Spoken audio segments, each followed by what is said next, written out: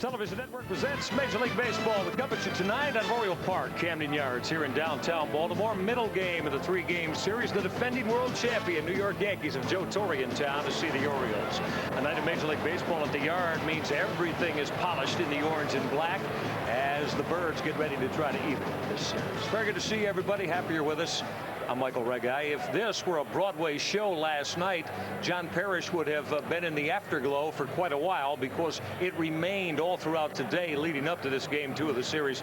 Parrish caught the eye of everybody last night, although he took a loss as the Orioles got beat by the New York Yankees at 4-3. With that, we say hello to our telecast colleague Jim Palmer. And Jim, last night in the opening inning, the Orioles had a chance not only in that inning but also in succeeding innings to get after Roger Clemens, who really didn't have his ace stuff last night. No, he didn't. He didn't have command. He walked 5 and I think struck out 6. Not a lot of hits. Didn't get hit particularly hard, but got a little bit lucky. Already 1-0. Runner on second base to Shields. A double, a sure double. I mean, had double written all over it. Off the bag, right to Brocious. He gets out of the inning with only 1 run. Now here, a couple of guys on. Second and third for Harold Baines, and look at this pitch. Very wide strike zone last night, and Clemens, even though he was wild, at times took advantage of it. So the Orioles 1 for 14 with runners in scoring position, and then you don't play good defense. Coffey, the third baseman, does not see the ball off the bat, makes an error. The Yankees go ahead 4-2. The Orioles add another run and eventually lose by 1. There it is for Roger Clemens. Not a bad performance, got a win, and John Parrish, as you mentioned, rave reviews even though he didn't get the win. The Yankees only 1 hit after the 3rd inning, and again 1 for 14. So 22 years of age. I tell you, I had a chance to talk to him. He said, listen, pretty excited, looking forward to his next start, and he is going to start against the Cleveland Indians on Sunday. So two pretty good tests. The Yankees, the defending world champions, and then the Indians, one of the better hitting clubs in all of baseball. And if you're John Parrish, you're now armed with a major league contract from VP of Baseball opposite Thrift. We'll tell you more about that in a moment. Andy Pettitte going for his 10th win of the year. He's never lost here at Oriole Park. He's 10-2 lifetime against the Birds. Scott Erickson trying to get closer to the 500 mark. Erickson again trying to build on his win over the Boston Red Sox, his last start here at the Yard. A couple of future Hall of Famers. I think we could say that and have that probably come to fruition in years to come. Joe Torre and Cal Ripken talking baseball before game 2. The Yanks and the O's starting lineups next. Orioles Television Network coverage of Orioles baseball is brought to you by Nissan, who invites you to visit your Baltimore area Nissan retailer today. By Bell Atlantic, your guide through the wilds of communication. By Jeep, see what's new at your nearby Jeep dealer. By Pepsi, the joy of cola. By the Maryland Lottery, remember, dare to win. By Volkswagen. And by Southwest Airlines. Log on for low fares at www.southwest.com, a symbol of e-freedom. Joe Torre and his New York Yankees. They lead the American League East by 2 games over both Boston and Toronto. Yanks now at 10 games over the 500 mark as we take a look at Joe Torre's Russell Automotive starting lineup. Jose Vizcaino gets the call leading off tonight, playing second base. Derek Jeter hits streak at 12 and still rolling the career high. You see 5 from where he sits right now. Jeter at shortstop and hitting number 2 tonight. Paul O'Neill will return to the lineup in right field. O'Neill hits third. Bernie Williams, the cleanup man in center field. The DH, David Justice. Justice swinging a very torrid bat of late for the Yankees. Tino Martinez also back in the lineup after a night off against a young lefty, John Parrish. He'll play first base and hit 6th. Jorge Posada doing the catching. Ryan Thompson, the Maryland native, in left field, hitting 8th. And Scott Brocious will hit 9th and play third base. Let's take a look at Mike Hargrove's defensive alignment tonight. Will Clark, Delano DeShields, the 2 veterans on the right side of the infield. Ditto that for the left side. Mike Bordick at shortstop, and Jeff Conine will play third base. In the outfield, a little bit different tonight. B.J. Surhoff in left field. Luis Matos gets the call from Mike Hargrove in center field. And Brady Anderson shifts over to right field this evening. Behind the plate is Charles Johnson and Scott Erickson, who usually is leading the league or right at the top of the league in ground ball fly ball ratio. A little bit off that this year. And Jim, as we look at Erickson, as we said, trying to build on that win over Boston. Yeah, he is. And you know, I talked to him before the game. He said all I need tonight is a lot of run support, good defense, and the Orioles have that with Matos playing in center and a umpire with a big strike zone. And I said, have you been able to throw in between? Because after the elbow surgery back in March, still bothered by some tendonitis in the elbows. So hadn't been able to throw in between. And we'll take a look at Andy Fletcher. He'll be behind the plate, not having the kind of command that he normally has, nor the velocity. Cloudy skies, but still a magnificent night for Orioles baseball. So you settle back and enjoy it with us. Relax as the Orioles and the Yankees go at it yet one more time. Birds have won 2 of the 7 meetings between the two clubs this year. Vizcaino, as you see, coming over from the LA Dodgers and putting on the Yankee pinstripes as Erickson's sinker is at the knees to even the count at 1-1. And the reason I talk about lack of command in his last 11 1/3, that's against the Braves and the Red Sox. 10 walks in 11 1/3 innings. And he said, listen, it just seems that it's better to pitch around some guys or try to make good pitches, even though I haven't really been able to make quality pitches and give up a lot of home runs. Well, Jim, with velocity down last week, we saw the new wrinkle from Scott Erickson in that start against Boston. He brought out a lot more breaking pitches as he evens the count at 2-2 with another sinker against Vizcaino. Well, he was very honest, and you can look right there. I mean, 118 hits in 88 2/3. Now, he's been up over innings pitched the last couple of years, and there is the numbers against the Red Sox, and you can see the 6 walks. This is bounced slowly at Jeff Conine, who's going to let it roll, and it will just miss that bag and scoot foul. Good play by Jeff. I mean, Mike, if he picks it up, it's a base hit. If he lets it roll, at least you have an opportunity for this ball. I mean, what a great line. I mean, the ball is going to roll right down the line, and it's going to come, and right at the last minute, what you just termed. Not a very good mark there. And Conine let it go. Hoped that a little drainage in that ball, what, about an inch or two? What did we say in the opening? Game of inches? That's right. That's a base hit that ends up to be a jam shot. Broken bat roller past the mound. DeShields not able to barehand and get Vizcaino, who beat it out. And with that baseball getting down into the camera bay, the home plate umpire, Andy Fletcher, will award Vizcaino second base. So that'll be a base hit and a throw-in error on Delino DeShields. That's how we start this game 2 of the series at the yard. Scotty Erickson makes a great pitch. I mean, watch where this ball is, all over his fists. Jams him. I mean, he fights it off. Hard play because DeShields has to come back. Vizcaino doesn't run that well. Clark can't come up with it. It goes in the camera thing. There's a great angle right there. Snap throw. Will can't flag it down. Mike Winters, the umpire at first base, watches it go into the camera pit. And they give Jose second base on the error.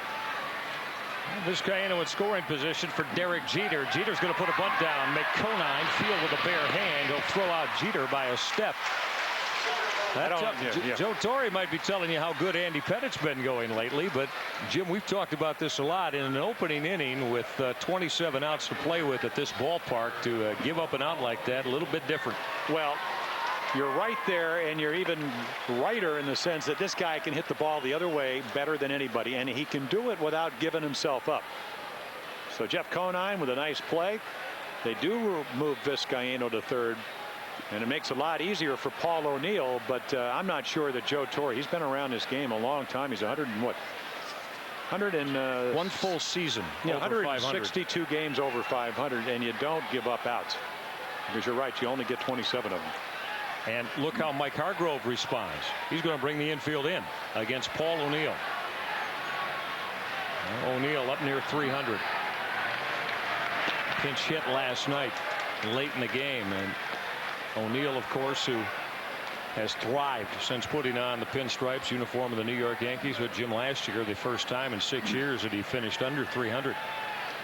And he's hitting 340 lifetime off of Scotty Erickson. You move the infield in. It's a calculated gamble. You're hoping he'll hit a ground ball at one of the infielders. Now, he'd like to get something up in the strike zone.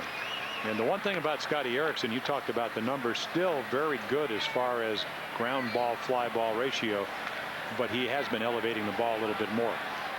So O'Neill wants to be able to get something up so he can hit a fly ball or maybe get a base hit. Sammy Ellis hopes that Scotty will be able to throw the sinker. And the reason he hasn't been able to do it is because that elbow has been bothering him. Can't extend. A 1-1 to O'Neill. Base hit center field. Yanks to get on the board. Vizcaino to the plate. give Paul O'Neill RBI number 61 in the year. Infield in, and O'Neill all over Erickson with a shot up the middle. Well, you give yourself up, you make it easier for Paul O'Neill. He gets a great pitch to hit. I mean, watch this curveball, just, or actually kind of a hanging slider, belt high, line drive up the middle. And there's Jose Vizcaino, make it 1-0 Yankees. Knobloch not playing tonight because hurt his arm on a double play throw last night. He's going to sit out. And the injury situation continues for Chuck Knobloch. He's had wrist injuries, hand injuries this year, and now the arm ailment. As Erickson will miss down and away to the switch hitter facing Erickson from the left side, of course, Bernie Williams. Williams having a monstrous year for the Bronx Bombers. 329 with his 89 runs driven in. Look at those numbers. 47 to your last 130, almost 400. And in New York at will, left field.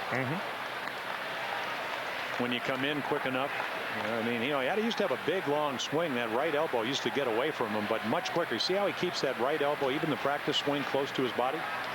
That's one of the keys to be able to hit the ball inside. It's a quicker stroke, able to keep the ball fair.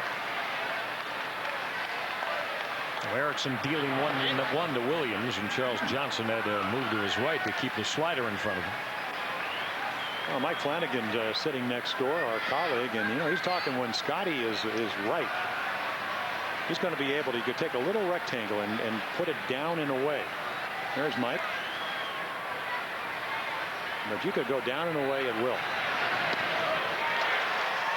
Off speed from Erickson. Broke out a slider with a little bit less velocity on it to even the count against Bernie Williams.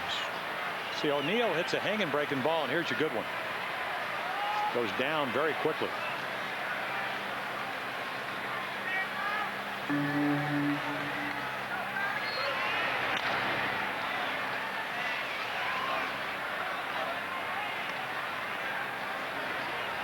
Scott Erickson for the third time this year, Jim, facing the New York Yankees. Of course, made his first start of the season, as Scott, of course, had the elbow worked on.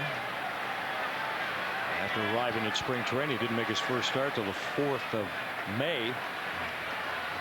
Didn't get a decision and go in 6 innings that night at Yankee Stadium, and then followed that up with the July 4th effort. Got into the 8th inning, left having given up just 3 runs, and the Orioles produced a 7-6 win as they held off the Yanks.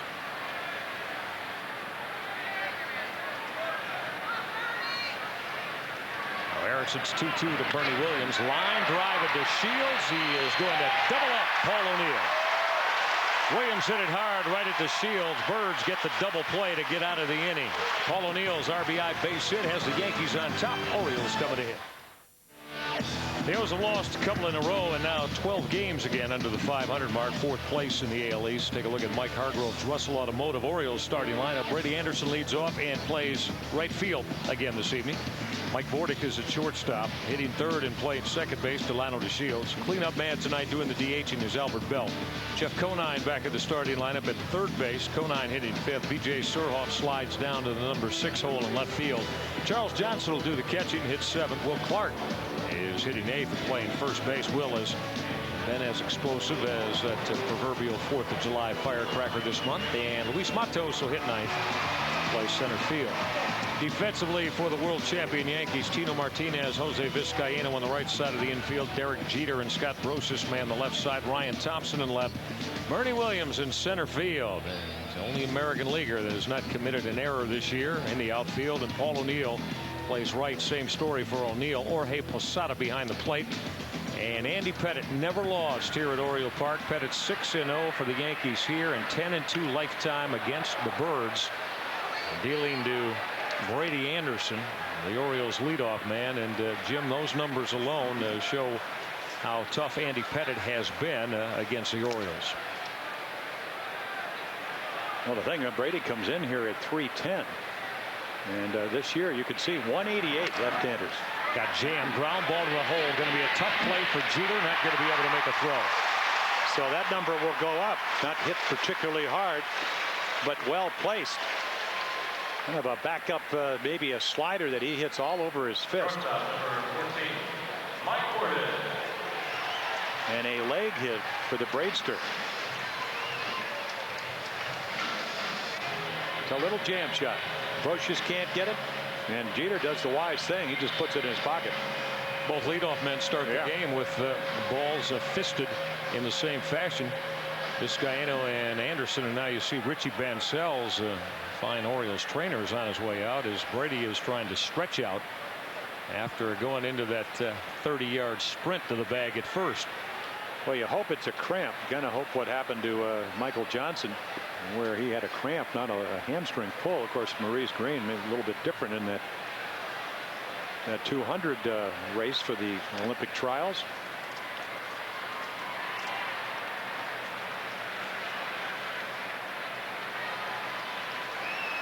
Brady, who has suffered a series of quadricep and leg injuries that have slowed him down through the last few years.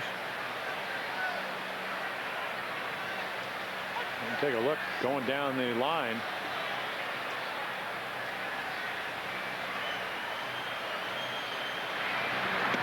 Didn't really appear that he slowed up at all, so maybe hopefully it's just a cramp.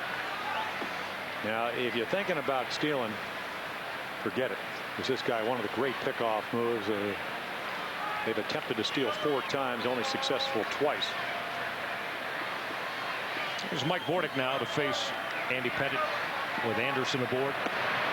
The Yanks got one in the opening inning on the Paul O'Neill RBI single off Scott Erickson to claim the early lead.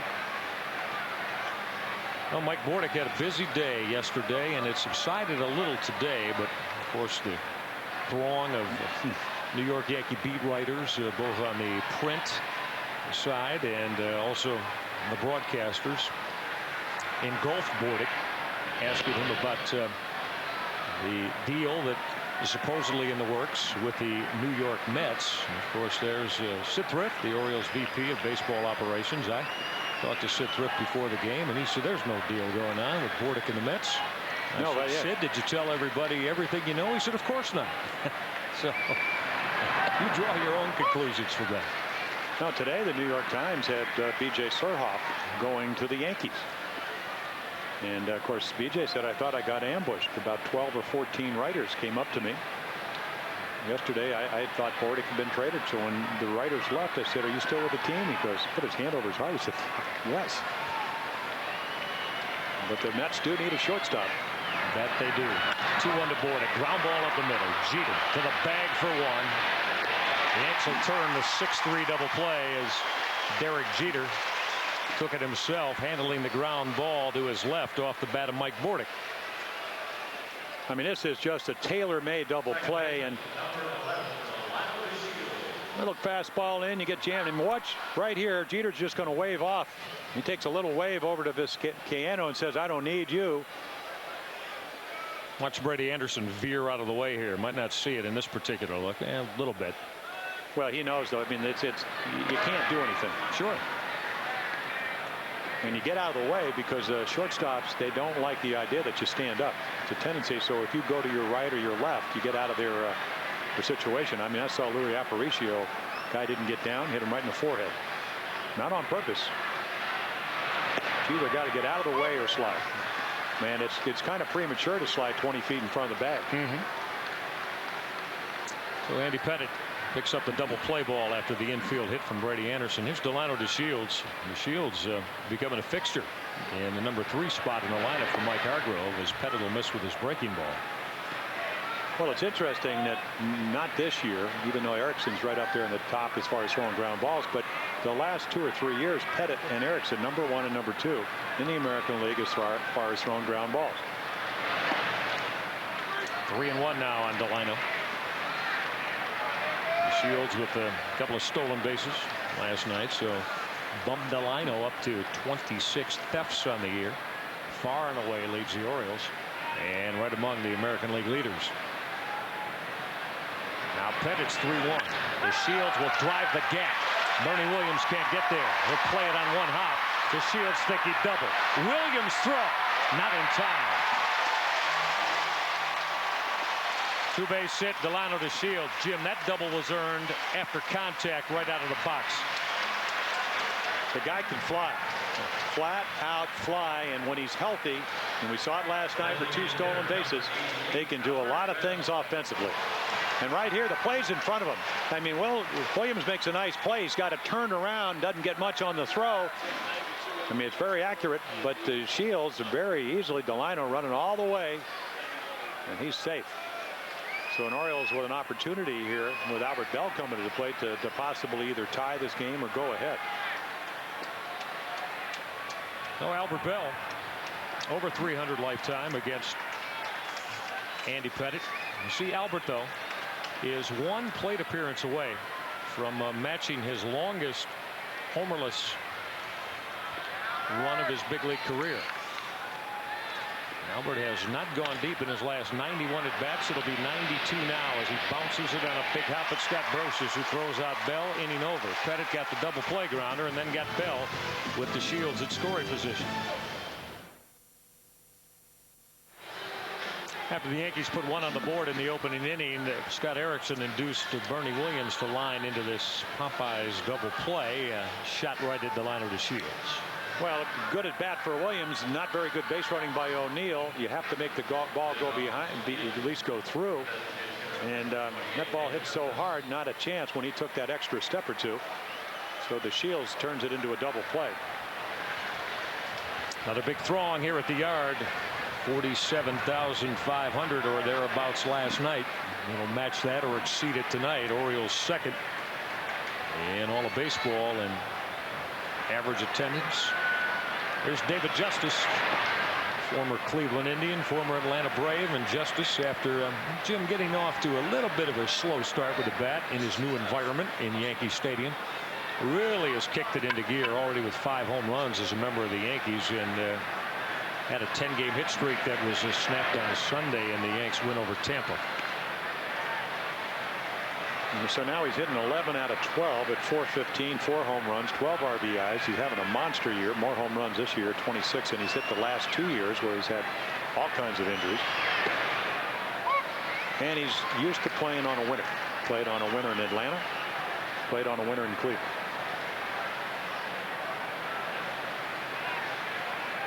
And he can hit left-handed pitching.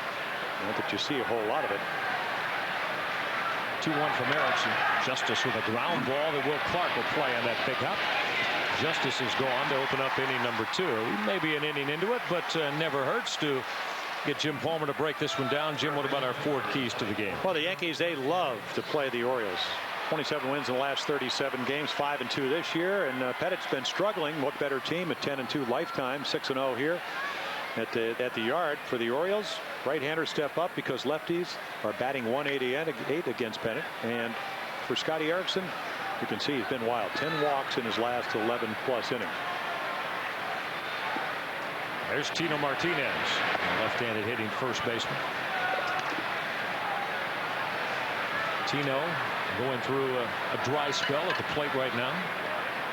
Average down under 260. Home runs driven in, down. When you talk Tino Martinez averaging during the course of his time in Yankee pinstripes with better than 120 runs driven in since he came over from Seattle per season. But the interesting thing to me is that his numbers as far as batting average, hitting .320 with runners in scoring position.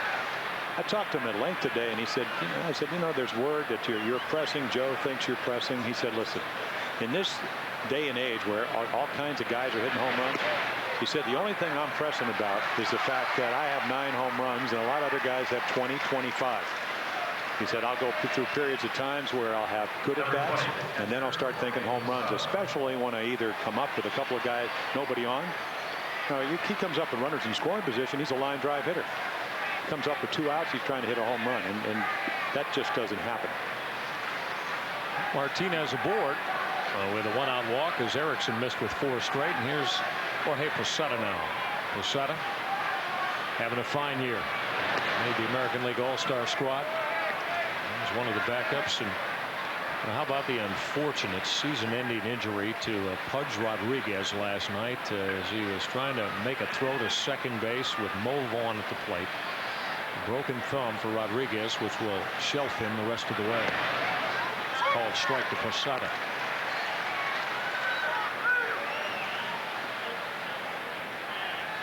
Told you last inning about that little rectangle that Scotty Erickson has, and that's basically what Mike Flanagan was talking about. And we'll show you in a pitch or two the ability to hit that outside corner. Not with his breaking ball like that, but I mean, if you look at from the center field right here, I mean, he could throw the ball right about there. So he just, if we just move that box, he can stay right here in that little box. So he can just stay right on the outside corner. Lately, because of the elbow, hasn't been able to do that. So the command not where he'd like it to be. It stayed high, 2-2 now on Posada. And there's a tendency when your arm bothers you, what happens is you try to use your body more. And one of the keys to pitching is staying over the rubber long enough to get your arm out in front. But when you're drifting down the rubber and down the mound, you can't do it.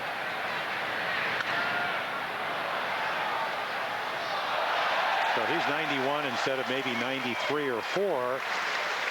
And of course, Sammy Ellis, the pitching coach, saying, listen, if you get your arm up, doesn't really matter whether you throw 91 or 94. But it does matter what Scotty thinks. So maybe he's trying to throw a little harder, and what happens is mechanics go awry. 2-2 to Posada.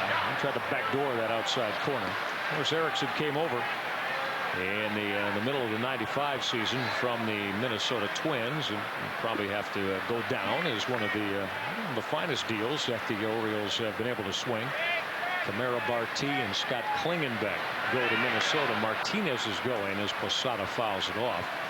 Erickson won 9 games to finish out the '95 season with the Birds, and had a couple of 16-win seasons in '97 and '98, and after the abysmal start last year at 1-8, rallied to finish 3 games over 500. So he's sitting on, in his almost 5 full seasons as an Oriole, 74 wins in the orange and black.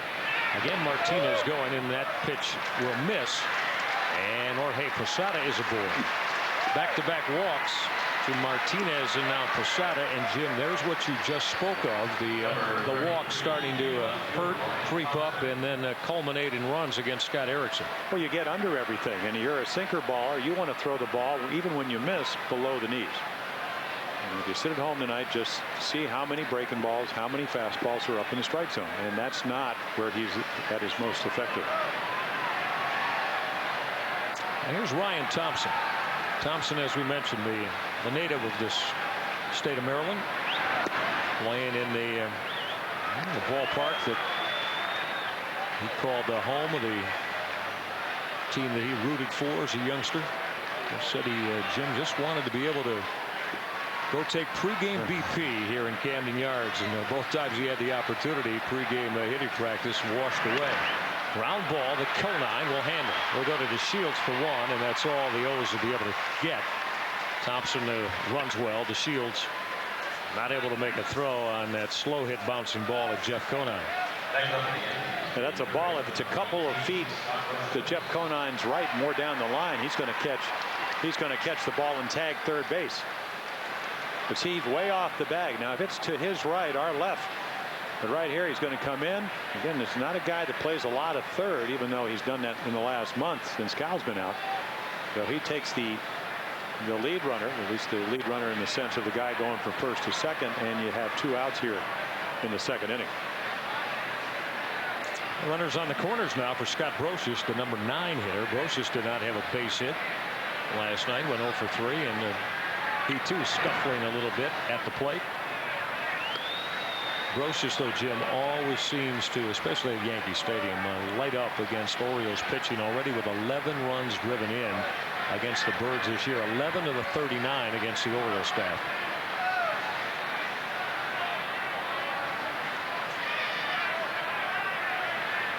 Going is Thompson. Charles Johnson's throw. He got him, cut him down. DeShields snapped that tag down on Ryan Thompson. And that'll end inning number 2. Yankees lead it 1-0. Yanks have one in the opening inning there. 1-0 lead, standing up as we will head to the bottom of the second on it's turned into another beautiful night at the yard. Charles Johnson gunning down Ryan Thompson, trying to steal to end the second. Yeah, so Charles now 12 out of let's see, 11 out of 47, now 12 out of 48. Low for him, but a lot of the times not his fault. And that's a play. If you looked at that play again, you'd see he doesn't even look down to third base because Tino Martinez doesn't run well. Just figure he comes up and has a chance to throw out Thompson, and the inning's over. Jeff Conine thinks that 3 for 3 that he put together against the Toronto Blue Jays on Sunday might get him started again. Conine, who pinch hit against Mariano Rivera last night and flied out to end the 8th. Facing Andy Pettitte. Conine back at the 280 mark as Pettitte will miss up and away to even the count at 1-1. Well, we see Pettitte, who, as we said, 10-2 against the Orioles, 22nd round draft selection. We saw John Parrish last night, 25th. Now, obviously, there's only 2 pitchers that have won more games over the last 4 years, and that's Pedro Martinez and Greg Maddux. So obviously Pettitte with a lot more experience than the young man we just saw, which was John Parrish, major league debut against the Yankees. Then he gets the Indians. Not bad way to start, huh? It's like taking 2 finals. How about you got a cram for those 2 teams? A real cram course, no doubt about it. And the young man handled it beautifully last night in front of a lot of friends and family from Lancaster, PA. Hot shot off the leg of Pettitte will ricochet to Jeter, who will come up throwing to get Jeff Conine. That'll go down in the book, 1-6-3. Conine ripped it hard up the middle. Pettitte deflected it toward Derek Jeter. You can see Andy already saying, "I'm all right," as Joe Torre amongst the entire Yankee infield making their way to the mound to check on Pettitte. Well, we always talk about a live ball. Watch how quickly this ball gets back up the middle, right off his landing leg. That's his right leg. And just as last night, the ball off the bag, right to Brocious, the ball off the leg, right to Jeter. So I guess it's a combination, kind of what Tiger Woods talked about. He said, "Yeah, I'm very happy the way I played, but you have to have good luck to win a U.S. Open and win a British Open." And the Yankees, as good as they are, they're getting some breaks. Preparation and exact with your execution will bring you some luck, won't it? Kind of think that's a Tiger Woods story. Yep. Here's B.J. Surhoff now as Pettitte will deal his breaking ball that bends in for a called strike. Well, it's also the Yankees story. Oh, sure. It's any good team's You make your own breaks. You play well. Better teams have the breaks that follow, as Surhoff not liking the attempted hack that he had there as Pettitte ran his fastball down and in. Now, we told you the numbers, 188 left-handed batters against Andy Pettitte, even though 2 lefties already with base hits tonight. Brady Anderson with an infield hit, and then DeShields with a line drive. But now you figure, well, maybe he's that way every year. But over the last 3 years, Pettitte against left-handed batters, 295. So we're talking 107 points lower. And Mel Stottlemyre, the pitching coach, I asked him up in New York why. He said better breaking ball. Been able to get his breaking ball over against the lefties. Well, too, Jim, his cutter has always been more effective against right-handed hitters than against the left-handed hitters. As cutter against lefties will run back toward the middle of the plate. Yes. Yeah, I mean, well, it should go away, but you can't always do that. And most good left-handed hitters can cover the outside portion of the plate. There's a little slider cutter right there. That big overhand curveball. And when I first saw Pettitte, he pitched here at here at Camden Yards, and I said, boy, this guy reminds me of an old type pitcher. At that time, didn't throw many cutters, but he was a curveball, fastball, changeup pitcher. And then he came up with that cut fastball, which actually a little more pressure, pulled the ball a little bit off center to the left of the ball, and fell in love with it. In fact, a lot of guys thought he threw it too much. Now Pettitte's 2-2 to Surhoff. The breaking ball stayed in. So from 0-2 now to 3-2 on BJ. And most ironic thing is this time last year, George Steinbrenner had just about seen enough of Andy Pettitte, who was struggling in the first half. His name was bandied about everywhere, and Brian Cashman, Joe Torre, and the baseball people stepped in and said, we don't want to deal Pettit as Surhoff will lash a base hit center field. So BJ comes out of the 0-2 hole against Pettit and rips the base hit with one out here in the second. Deal almost went through to send Pettit to the Philadelphia Phillies last year and was stopped at the 11th hour. So now 3 left-handers with base hits off Pettit. And BJ, he's been extremely hot. You know, even last night, that unlucky break, the ball hitting the bag, going right to Brocious, a line drive to left. There's Charles Johnson now. Charles, along with Delano Shields, the 2 best Oriole hitters against the New York Yankees staff this year. Charles with a home run. He's driven in 4. One of the 4 runs driven in against the Yanks is double to the gap in right center field last night off Roger Clemens. Yeah, he drove one and looped one. Johnson with a base hit center field, lined by the glove of Andy Pettit up the middle. Surhoff will check in at second base. So the Orioles with back-to-back base hits off Pettit. See, Andy's fastball somewhere between 87 and 90. So if he doesn't make good pitches and he doesn't cut the ball in, which he didn't there, and your Charles Johnson, you 2 for 4 last night. I mean, over your last 21 games, you've hit a bunch of home runs. You're hitting over 300. That big long swing that you came to Baltimore with is gone. I'm going to miss those pitches too much. No, he doesn't. Nor is the guy at the plate right now, because he's been hot. And there it is, 10 for 22 in his last 6 games. Will Clark has lit up like that 4th of July firecracker this month. Clark had an amazing run, and it really got going, the power numbers, when interleague play started the second week of June. Andy Ashby. That's right. Will had not homered until June the 11th, and then went deep. And now with 9 home runs in that 6-week period. Well, he's been healthy. He's been playing a lot. On base percentage still awesome. And now hitting for power. Pettit's breaking ball will find the zone to even the count at 1-1. But the Orioles, to beat the Yankees, are going to have to do what they couldn't do last night. They got good pitching last night, played pretty well defensively, other than the key error by Coffey, the ball he didn't see off the bat. Is they're going to have to hit better than that 1 for 14 and runners in scoring position. And here's a chance to do it right here. Runners moving. Pitch misses. Posada's throw, and he is going to miss Surhoff as BJ got under the tag of Scott Brocious. Oh, Joe Torre and Brocious cannot believe it as third base umpire Fielding Culbreth called Surhoff safe. Jim, we'll take a look at it, but the ball definitely beat BJ to the bag. But it looked like he slid right into the glove. Now I'm just looking over the monitor, and Joe Torre said, hey, it's right in front of you. I mean, great throw from his knees. Posada just throws a BB down there. I don't care if you're Hargrove or Torre, you got to be pretty frustrated. Look at that, from the knees. There's the tag. Now I'll tell you what, front leg did get in, but the ball beats him. And normally, now watch his left leg. He tags his right leg. Now there's no doubt about it that the ball beats him, but he did not tag him before that left leg got in there. So what seemed to be a bad call might have been the right call. I know you're looking at me like I'm crazy, but just because you got to tag the runner. Oh, no, not at all. Clark with a fly ball, shallow left, coming on Ryan Thompson. This isn't going to be deep enough to be able to score Surhoff. So Pettit, after the double steal, gets Will Clark on the fly ball to shallow left. No, Jim, you're absolutely right.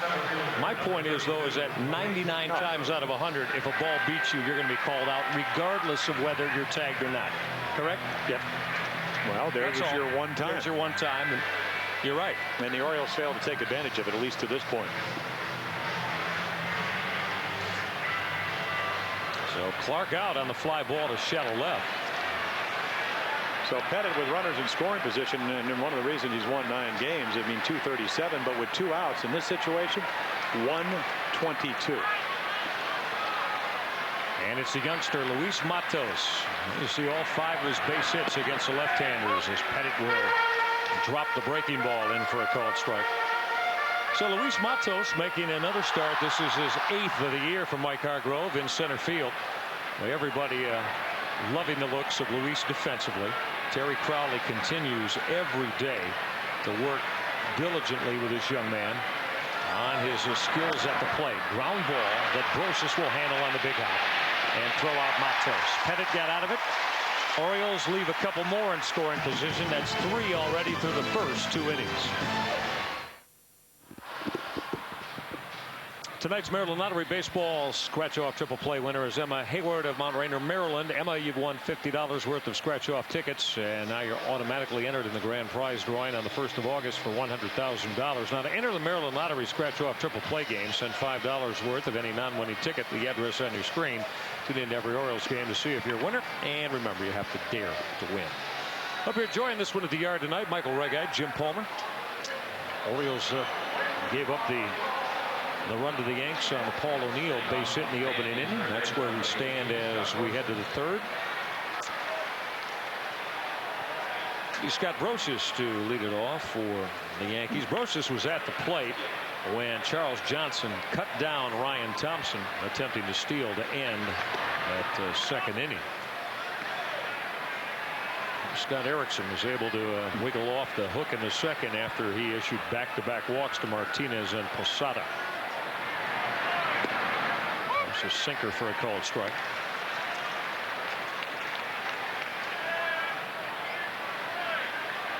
Erickson trying to battle through, velocity being down a little bit. As we said, Jim, he's gone to that. We saw it against Boston on Thursday. I would say probably what I don't remember, maybe 10 to 12 breaking pitches he threw. And some more changeups. Well, which is what Mike Flanagan, who was a pitching coach when Scotty signed the 5-year deal, said, hey, let's plan for the future. Now you're not planning for bone chips, but you're planning for the times when you don't have your best stuff. And I still go back to a couple of years ago when he beat Atlanta an hour and 53 minutes or whatever it was, 3-2. In fact, Denny Nagel, who now with the Yankees, beat Nagel 3-2 on 5 solo home runs. Orioles hit 3.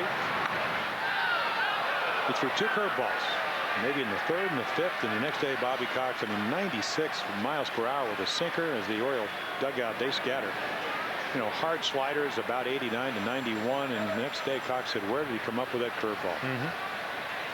There's something to show the hitters that you'll throw it. 2-2 to Brosius. This is flared to right. It's going to fall for a base hit.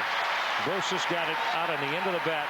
Sinking fastball that's running away from him, and Brosius with plate coverage got some wood on it and dropped it into short right for the base hit. Yeah, he kind of sneers a little bit, but he'll take it. Tonight's Mars Supermarket's first pitch sweepstakes contestant is John Eubank III from Lutherville, Maryland. Now, John, unfortunately, you incorrectly predicted tonight's first pitch would result in the hitter reaching base, but you will receive a $10 Mars gift certificate and an HTS t-shirt. You get your prize within 30 days.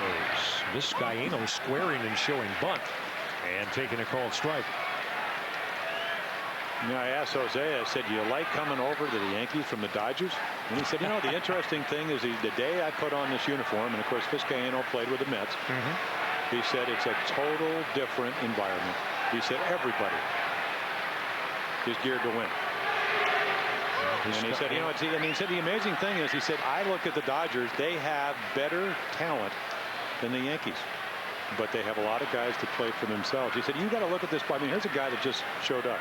He said the years they've won the 3 World Championships, I think only one time did they have somebody hit over 30 home runs. So it's not about long ball. It's about good pitching, good defense, on base percentage, moving guys over like Jeter did, ended up scoring.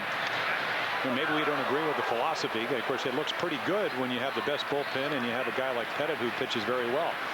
Those are the little things, the preparation, the pride. I mean, that probably is as important as anything. He gutted why he wanted to come over there, didn't he? Yeah, but he gutted that performance out last night. He won his 5th straight, but McClellan saying, I did not have my usual arsenal with me. Ground ball over the mound, back through the middle, and by a diving to Shields. Base hit center field.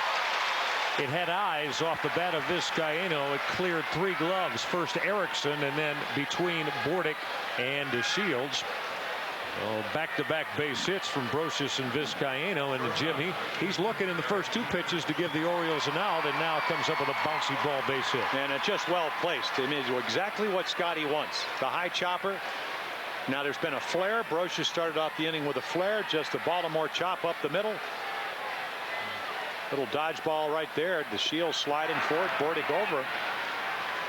And then now what's Jeter going to do? Going to give himself up again? He might. We are talking about one of the better hitters of hitting the ball to the opposite field. Jeter facing Erickson and looking at the sinker for a called strike. See that fastball at 93. So Scotty a little bit extra. Great location. In fact, such a good location, Jeter didn't even think about swinging at it.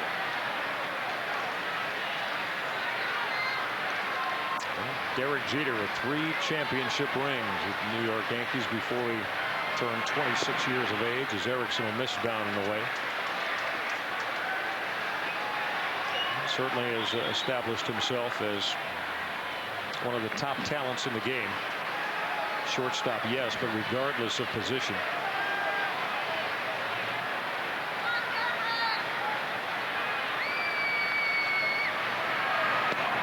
Well, it's interesting to me. I mean, when you look at the 3 dominant shortstops in the American League, we're talking about Alex Rodriguez, Nomar Garciaparra, and Derek Jeter.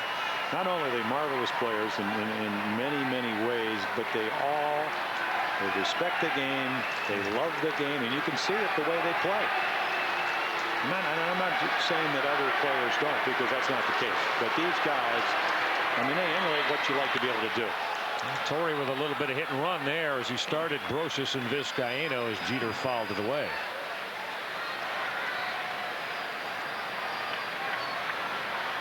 When I asked Joe Torre, Don Zimmer to his left, our right, I said, you know, a lot of times Zim's got that intensive look, that real intensive look, very tense look. He said, well, if you got hit by a line drive like you did a couple of years, it was last night. And he said that's what he's always paying attention to. Got hit, and then the next night showed up in that that Army helmet? Sure, with the Yankee colors on it. That's right. 2-2 to Jeter. Missed down and in. Erickson has run the count out now, and we'll see what Joe Torre has in mind here with Brosius and Vizcaino. Scott Erickson, as you see, the double play ground ball opportunities between this year and last. Well, you think they'll send him? I don't think so. Probably not. Well, they're moving. 3-2 pitch. Jeter will foul it off. Yeah, that's a lot of respect right there. You got a guy that can handle the bat, want to stay out of the double play. Now, Jim Frecosi came in with Toronto, and he said, you know what? He said, the last time I started runners at first and second was when a guy had a line drive right to the second baseman for a triple play. And he said, never again. Never again. He said all it takes is one time for that to happen, because I'll tell you what, they run again and you get the line drive at a middle infielder. Sure. You might even have an unassisted triple play if it's hit just perfect. They're moving again, and Jeter will foul it right side. Of course, what are the odds of that happening? Slim. Very slim. So if you're playing high percentage baseball, I mean, this guy doesn't strike out better. He hits the ball all over, but he can hit the ball to the right side, which will be that area of maximum vulnerability that Charlie Lau used to talk about. If you're Scotty Erickson and Charles Johnson, I mean, Scotty's got to throw a strike. Charles Johnson's got to frame it. So even if you strike out, he's got to take a little bit longer behind the plate. Runners move again. 3-2 pitch. Bounce foul. Joe Torre 3 straight times starting Brosius and Vizcaino. You look at Luis Matos at center field. That's 6 to 8 yards to the right field side of second base. They're playing Jeter like a left-handed pull hitter. Now, see, Brady doesn't believe in doing that, but I think if you're going to, and of course the important thing is, are you going to pitch to your defense? Are you going to make the pitch away? See, now they moved over a little bit. Brady moved over in right center. Matos still where he was. Another 3-2, lined on one hop at Bordick. He'll pick it and throw out Jeter. Another 3 feet and you got yourself a triple play. As it turns out, it's a stroke of genius for Joe Torre, because he's got a guy that can make contact. You start the runners. Even though you don't get the base hit, it's like a sacrifice bunt. And again, this ball another 3-4 feet. Or maybe 5 or 6 feet. I have a tendency to exaggerate at times. Oh, never. Of course not. Come Bordick didn't charge it. It's got to be anticipated. That's right. It would have made me look better. Mike Bordick steady as a rock at shortstop. Here's Paul O'Neill now. 2 in scoring position. Ground ball at DeShields. That'll get Brosius to the plate as DeShields throws out O'Neill. Give Paul O'Neill his second RBI of the night. 62 on the year, and the Yanks bump the lead to 2-0.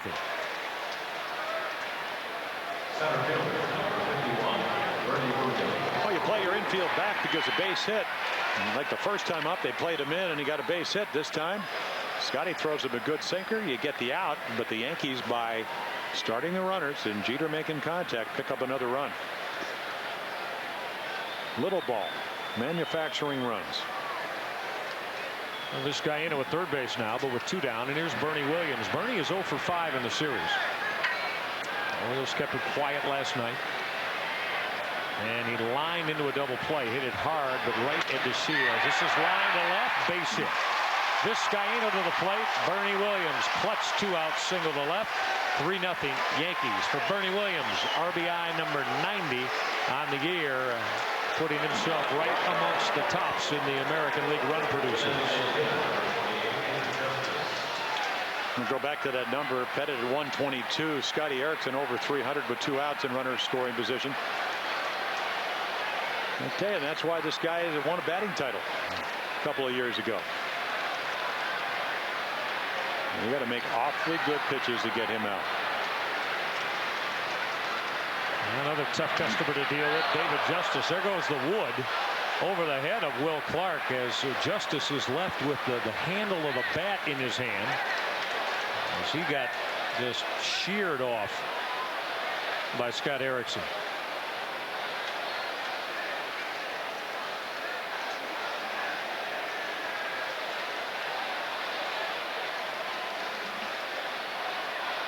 We talked so many times about a lot of batters.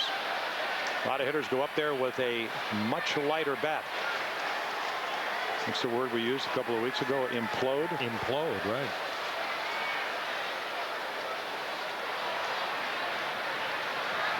Erickson trying to get David Justice with Williams aboard.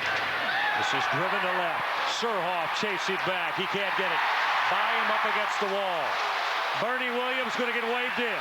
Here comes Bordick's throw to the plate. The slide. Safe. Williams beat the relay throw from Mike Bordick to Charles Johnson. And now it's Mike Hargrove who will come out and question the home plate umpire Andy Fletcher. Mike Bordick, I don't think, got a very good grip on it. And of course, if you're the manager, Mike Hargrove, you're up on the steps. You're trying to get a better view just in case the umpire doesn't get it right in your mind. But a tremendous play off the wall by Surhoff. He hits Bordick, and then you're looking at a guy that used to be a 200-meter. I mean, watch this play. Look how quickly BJ gets it off the wall. Right to Bordick. Now it's going to be a foot race, and this guy can fly. And I think he's underneath the tag only because the ball might short hop it. Great angle right here. See how the ball short hop it? And he's in there. That left foot hit the base. So a good call by the home plate umpire, Andy Fletcher. The ball doesn't short hop. He's out. Look how much time Johnson would have had to drop the tag. Great camera work. Tremendous camera work, and also kudos to our stellar crew in tape. Oh, yeah. The boys racking that up and giving you 3 different looks. Well, look at that Bernie speed. Williams. I mean, you could not play it any better. I guess other than maybe Bordick getting a little bit more on the throw. But what an inning for the Yankees. A blooper or a chopper. And David Justice, of course, with all the activity with Williams steaming to the plate, Justice kept going, and he's 90 feet away at third base now. Give him a double and the run driven in. Now Erickson's got to shut it off right here. He's got to get Tino Martinez with the Yanks already up by 4.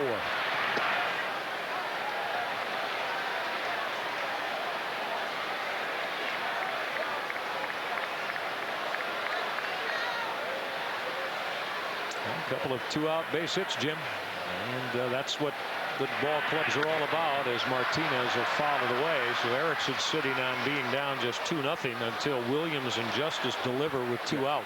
Well, think about it. It's the only way you can score a run unless the other ball club makes an error, a miscue. The 2-out hit, probably one of the more difficult, if not the most difficult thing offensively in baseball. I think Kenny Singleton, who was former Oriole, now broadcast for the Yankees, was he said something about Scotty Ericksson. He said if he's not able to throw between starts and his ERA, is over 7 runs a game, why is he pitching? I mean, a major investment in Scotty Ericksson. So if you can't really prepare for your starts and your velocity's down, your performance is down, why would you let somebody that valuable go out there? Pretty good question. Martinez trying to check it and did on that 2-2 pitch. Well, it leaves the question to be asked, can you possibly be as sharp going to the mound every 5 days? Jim, as you spoke of Kenny Singleton suggesting how without being able to put your work in on the side. 2-2 pitch, sky to center field. Luis Matos has got it inning over. However, damage done. The Yankees get 3 with RBIs from O'Neill, Williams, and Justice. Bernie Williams beating the throw from Mike Bordick. 4-0 Yankees. You can pick up this high-quality, very nice-looking Orioles sports bag tonight for $25 plus shipping and handling. Operator standing by, so give them a call at 888-624-BIRD right now. Just like they did last night, the Yankees put a 3 spot on the board in inning number 3. They bumped the lead now to 4-0 for the 9-game winner, Andy Pettitte. Cell phone showing some disdain for the Bronx Bombers. All right, Phil Fazaka. He said he grew up going to school up at Bridgeport, Connecticut. He actually liked the Yankees then. My, how times change, huh, Philip? When I got in the Hall of Fame, I said, I guess it proves I'm not perfect. I rooted for the Yankees the first 17 years of my life. You didn't know better. You were born in Manhattan. Yeah, I was. So did the family put all the little Yankee gear on you when you were a little fella walking around Fifth Avenue and Madison Avenue and Park Avenue? I'm sure I had a Yankee hat. Okay. Doesn't everybody? In New York? No, just, well, you can see some it. have Mets caps. Yeah. These days. Allegiances can be split a little bit. In fact, up at the Hall of Fame, I mean, of course, the Yankees have won 3 out of the last 4 World Championships. They have their own little section. In fact, I told O'Neill, I said I just walked right by it. He just started laughing. Pettitte's 1-2 to Brady Anderson. Broken bat, soft line drive right at Jose Vizcaino for out number 1. Well, from Arundel High School. There was a nice story done by Bill Free, one of the baseball writers of the Baltimore Sun today, about Denny Nagel and loving the Orioles, loving the University of Maryland. Saw the late great Len Bias at a Maryland practice and said, wow, the guy's Superman. And it was all about Baltimore and Maryland for Denny Nagel as you look at some of the pickups that have joined Nagel, and we'll get back to that. With Dwight Gooden, of course, already 2-0. David Justice in 19 games, now just driving in his 15th run. Glenn Allen Hill in his Yankee debut with a long home run last night. And Vizcaino playing second base when Chuck Knobloch is either feeling a little bit of physical discomfort as he is tonight or out of the lineup. But well, 4 prospects for Nagel. He won 16 out of his last 18 games. He said his arm is healthy. In fact, I talked to him before the game. Bordick going to drive to deep left center. Bernie Williams is there, and he's going to put it away.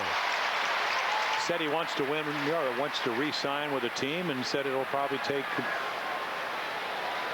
Chuck Finley money, which is what, $27,000, somewhere in that range for 3 years.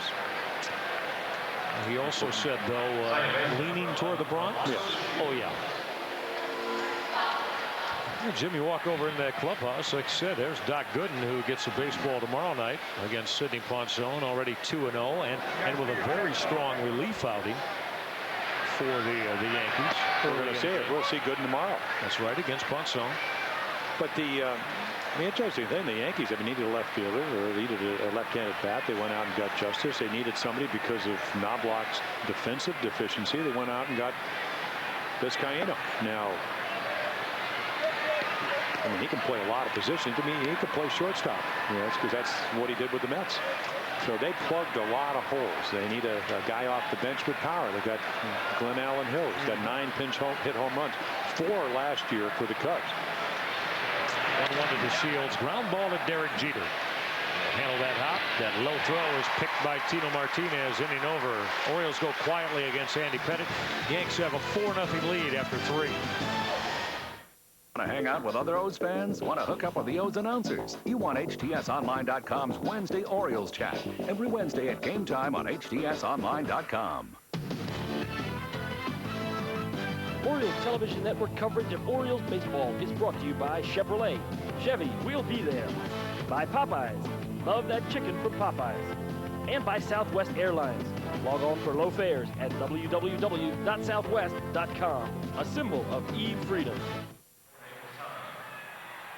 Congratulations to Ronald Vaca, who entered at Heritage Auto Park in Owings Mills, and is tonight's winner of the Mount One Now You Drive sweepstakes. Ronald, you've won free hotel accommodations for 4 days and 3 nights and a free auto safety inspection. You can enter at any Mount One location. That's a new name for 30 dealerships, 25 auto service centers, or by mailing a postcard to the address below. 4th inning rolls around now with the Yankees on top by 4. Switch hitting catcher Jorge Posada to lead it off against Scott Erickson, who works the outside corner for the called strike. Posada walked his first time. As we talked about last night, Posada, like Derek Jeter, Bernie Williams, Andy Pettitte, came up in the Yankee organization and now playing a very prominent role on this ball club. So prominent, and the belief so high in Posada that the Yankees let the free agent Joe Girardi leave town and head over to the Chicago Cubs. Well, Posada went through the mentoring process where Girardi really helped him out. That's the one thing. I mean, they were kind of platooned. Last year, Posada had a horrible first half, good second half. Girardi known for calling a great game. Not much power, but some big hits in the World Series for him on occasion. So you learn from somebody that has a lot more experience, and then when you get a chance, he really did step up. As we said last night, maybe along with Bernie Williams, their most valuable everyday players the first half of the season, with Jeter out with that abdominal pull. Second time tonight, Jorge Posada has drawn a walk, and with that, we'll take a peek at our Care First Blue Cross Blue Shield League leaders. So the 2 walks for Posada tonight bumps the base on balls total up to 68. Jason Giambi, with all that power, yet very selective at the plate with the lead in the American League walk category. Posada sitting number 5 now with walks 67 and 68 tonight. He's aboard to lead off this 4th inning against Scott Erickson.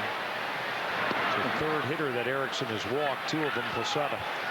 Well, I'll tell you, there was a good article in Sports Illustrated about Jason Giambi, and they were talking about the approach that Oakland has in not only the major leagues but the minor leagues on base percentage. You got to have a 1 to 10 ratio. For every 10 at bats, you have to walk at least 1 time. And of course, Posada, I mean, Scotty threw the first pitch for a changeup for a strike, and then threw 4 balls that he couldn't even offer at. And I mean, I'm not getting on him because I think it's very heroic. He's willing to pitch with a bad elbow, but he's ineffective. And I just, you got to wonder if you can't throw between starts and then you can't pitch the way you'd like to. Why not shut it down for a while? I mean, you like to think the Orioles were contending, but that's not the case. And you can't stretch that reality. 2-1 to Thompson, make it 3-1 now. And Erickson has fallen behind Ryan Thompson. If you favor your elbow, you usually hurt something else. Jimmy, a lot of pitchers have been there. Yep. Speak from experience, no question. The 3-1. Fly ball right field. Easy chance. Brady Anderson. He's got it for out number 1. Speaking of contending, not contending, who is, who isn't, the Orioles 12 games under the 500 mark and starting play tonight, a full 11 games behind the New York Yankees in the American League East. Of course, the O's with still one of the better home records in the American League at 7 games over, but 19 games under on the road at 17-36, which has been an Achilles heel for the Orioles, obviously, this 2000 season.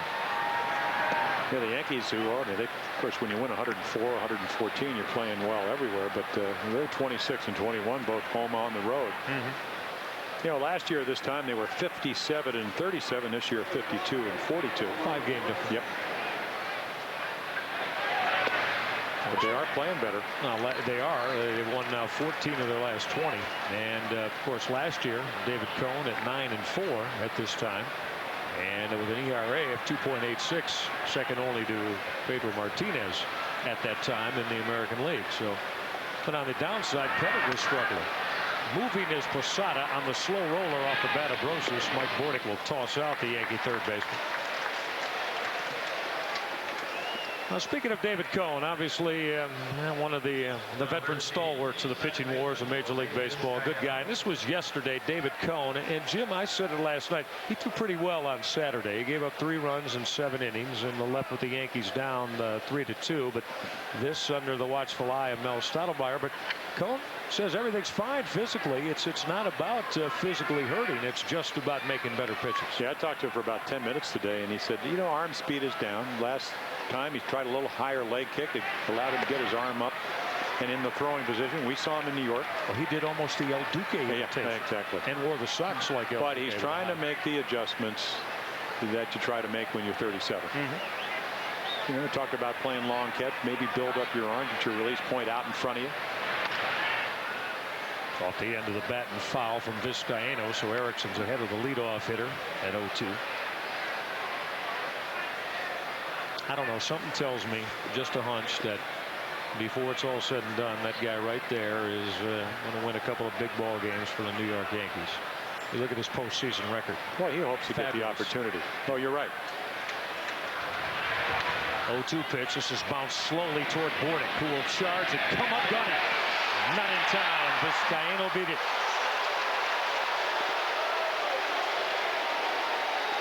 Infield base hit for Jose Vizcaino. He is 3 for 3 tonight. 2 of them infield leg hits. Really hadn't hit the ball hard, but placed it well. Tough play for Bordick. And again, if you don't run well left-handed, I mean, I talked to him. I said, when did you start hitting left-handed? First year in pro ball. They wanted him to hit the ball to the left side. Tell you, bang, bang. Could have definitely, I guess, gone either way. Mike Winters saying the Yankees win that one. But good hustle by Vizcaino. Smelled a base hit. And as you said, 3 for 3. Massaging the ball. It's going to look awfully good in the box score tomorrow. Now Scott Erickson needs to get Derek Jeter with runners on the corners. Ground ball, base hit, center field. Another 2-out knock for the Yankees. Posada to the plate. Matos will fumble the baseball. That allows Vizcaino to come on over to third. Third 2-out base hit to produce a run in the last 2 innings for the Yankees. This one off the bat of Derek Jeter. 5-0 New York. 13-game hit streak for Jeter. And what are the Orioles? The Orioles are 1 for 17 with runners in scoring position. So one team is hitting in the clutch, and one team isn't. You know, a ball that if it wasn't hit that hard, Bordick might have come up with. Posada makes it 5-zip. And still nobody up in the Oriole bullpen.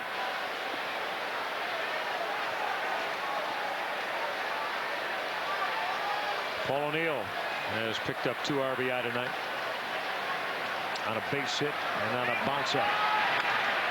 Towering fly ball deep right. Anderson, trap, wall. That ball is out of here. 3-run home run, Paul O'Neill, and the Yankees have blown it wide open on Scott Erickson at 8-0. Well, when Pettit pitches, they've averaged almost 7 runs a game. Up on the 7th of July, they had a 10-0 lead for Pettit after 6 innings. And tonight, after 3 2/3, it's 8-zip. Talked about Scotty trying to throw the curveball, and that's what he does right here. You can see him fool it, but the low inside curveball is dead to a left-handed hitter. High fly ball, and when it comes down, the Yankees will lead by 8.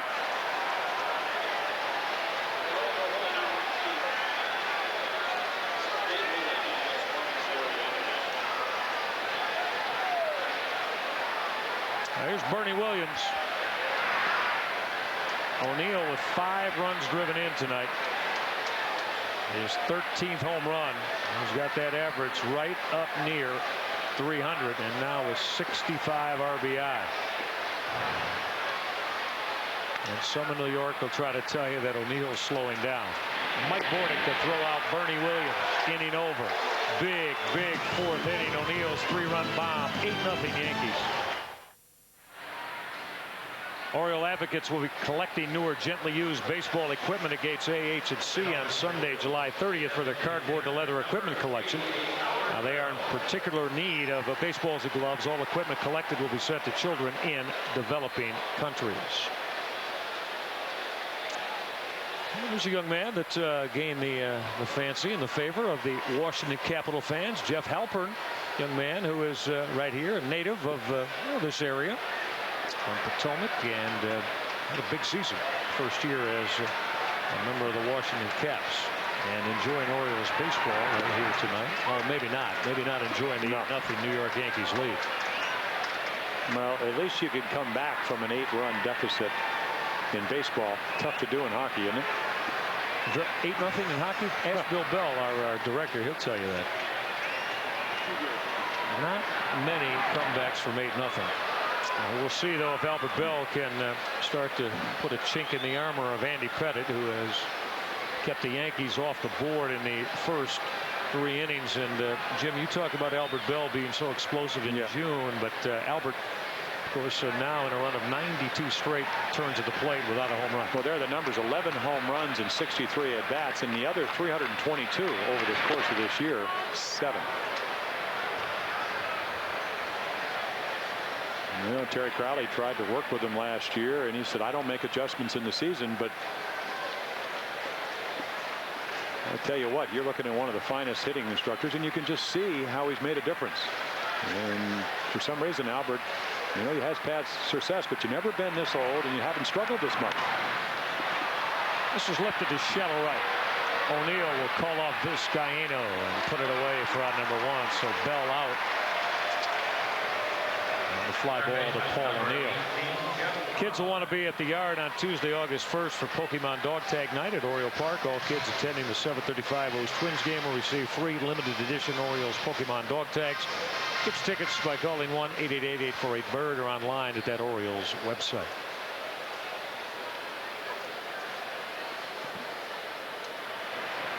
Jeff Conine now to face Pettitte, and is roped to center. Base hit Conine. Now Jeff thought he had a base hit started his first turn same way as he lashed it back through the middle, and Pettitte got a leg on it and deflected it toward Derek Jeter, but this time Conine with a 1-out base hit. And Jeff's got his game face on, and he's been hot. Now 7 for his last 17 after going 2 for 36. And when he was in that slump, he said it's not only physical, it's mental. It's long gone, just like the guy at the plate now. Forget that he was down there under 240. BJ had a base hit his first time and stole a base. Surhoff, his 7th stolen base of the year.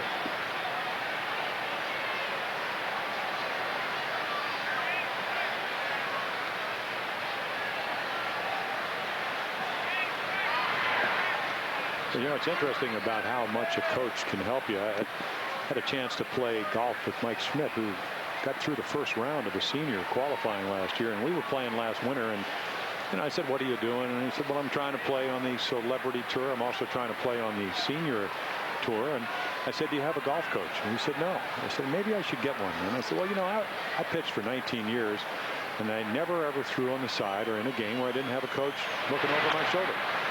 Surhoff pops it up behind the mound for Derek Jeter to squeeze. And over that 19 years, there were times when they never say anything. But it's nice to have somebody that you can trust. It's nice to somebody that can give you that little tip when you're struggling. Now, 93 at bats without a home run when you're one of the premier home run hitters, and I'm talking about Albert Bell, you're struggling. And all you have to do is look at Charles Johnson, who came over here with a long swing, uppercut. You know, just couldn't get to the ball, and he's got more home runs already this year than he's ever hit in his career. And today, You know, are we going to hit before we stretch or whatever? And it's just that kind of relationship. So, you know, I know Albert's done his way for all these years, but lately it's not working, and it's nice to have somebody on your side, so maybe you can get a little bit of advice to help the ball club win. Check swing roller back toward Pettit. We'll throw out Charles Johnson, and that'll do it. 4 innings in the book here at the Yard. The Yankees with a big 8-0 lead.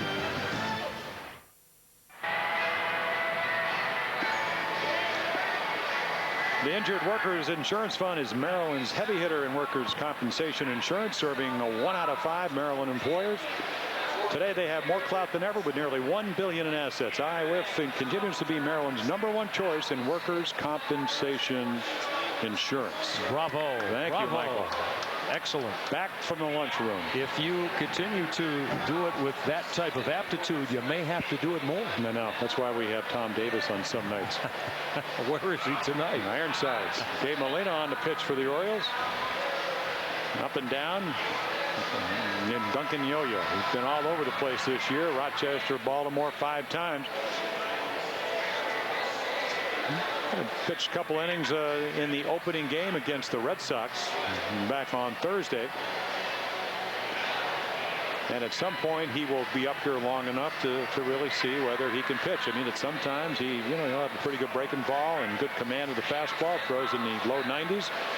Sometimes that breaking ball will be very sharp, and other times but able to really get his mechanics under control. He struggles with his control, location, and that's why sometimes he will give up runs. He allowed runs in 4 of his 7 appearances.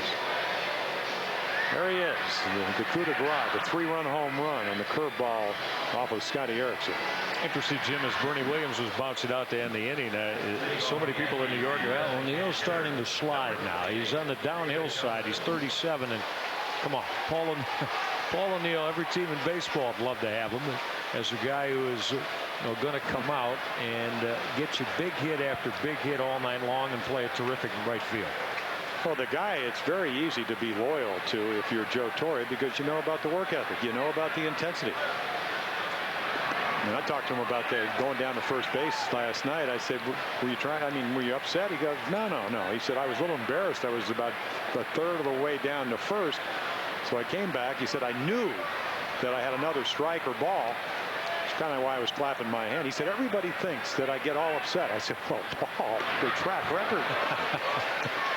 But a nice guy and a good guy to know, because his sister is a food critic for the New York Times. That's right. Well, if the water coolers could speak around Major League Baseball, they'd tell you about Paul. But marvelous competitor, no question about that. And he's had some great years. I mean, you were talking about it last night. Last year, the first time he did not hit over 300 in 6 years as a Yankee. And that was because, for the first time, really struggled, at least at that point in his career, against left-handed pitching. And what's under 200. 343 against lefties. David Justice trying to check it and went too far. But it's interesting when you talk to Paul about last year, you say, well, okay, what happened? He said, I was horrible mechanically. I couldn't stay in. And I said, did you make any adjustments? He said, that's what I spent all spring training about. He said, I know I can hit right-handed pitching. Got a piece of the right foot of David Justice. I mean, you talk to any left-handed batter, and we talked about earlier that Justice also hits very well. They will tell you, Mo Vaughn, Rafael Palmeiro, Paul O'Neill, if the front shoulder doesn't stay closed, you can't hit lefties. And Mike Flanagan, who just left, as a reliever, used to say all the good left-handed hitters, they cover the outside part of the plate. And the way you do it is this shoulder's got to move that way. And that way you have plate coverage. Mo Vaughn, he comes right out here and he takes that front shoulder and takes it right to the HTS sign over the Oriole bullpen and into the Yankee bullpen. That's the way. He wants to trust his hands. If he can stay closed, he figures I got a chance. And again, Justice got a piece of lower part of the right leg on that foul ball. I always thought pitching, when you look at a young pitcher like Gabe Molina, I couldn't do it early in my career, but once you get some experience and you know your windup and you know your release point, You want to stay, especially to a leadoff guy, you want to stay away from the 3-2 count. You got to take something off most of the time to throw a strike. If you don't, and you don't have good command, and you're not in command of your windup, you're going to invariably walk guys.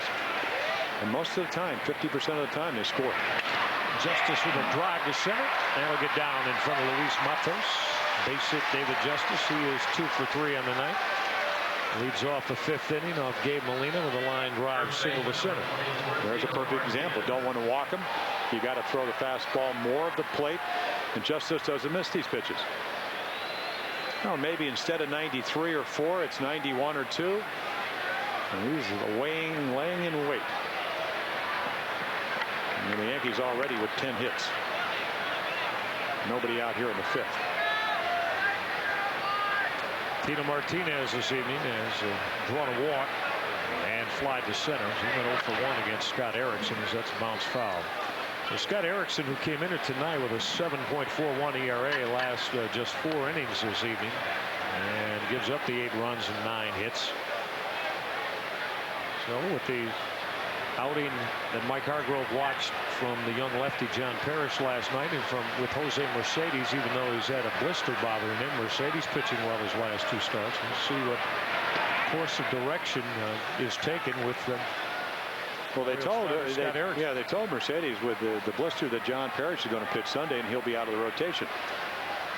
But again, you have a major investment in Scotty Erickson. Martinez with a drive to right. Brady Anderson is there, and he'll put it away. But what did Mike Flanagan say before he left? I mean, one of the barometers when we used to pitch is, can you throw on the side? You can't throw on the side, then you're really not prepared to pitch. You're not prepared physically. You're certainly not probably prepared emotionally. Well, Jim, break it down this simply. It hurts your arm strength, correct? It's tough to build up arm strength to be able to go to the mound, and as we said last night with John Parrish, repeat pitches to each corner and to be sharp when you're not throwing on the side. No, you're exactly right, and I think that we've seen that in Scotty's performance.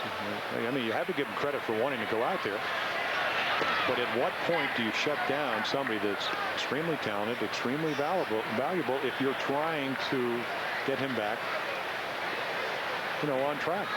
What's wrong with going on the DL for 15 days, backing off a little bit, seeing? Now, I don't know the full extent of the injury. You don't know it's the post-surgery trauma. You don't know if it's tendonitis or whatever. But bottom line, you can't throw in between. It's very difficult to be as good as you want when you do get out on the mound.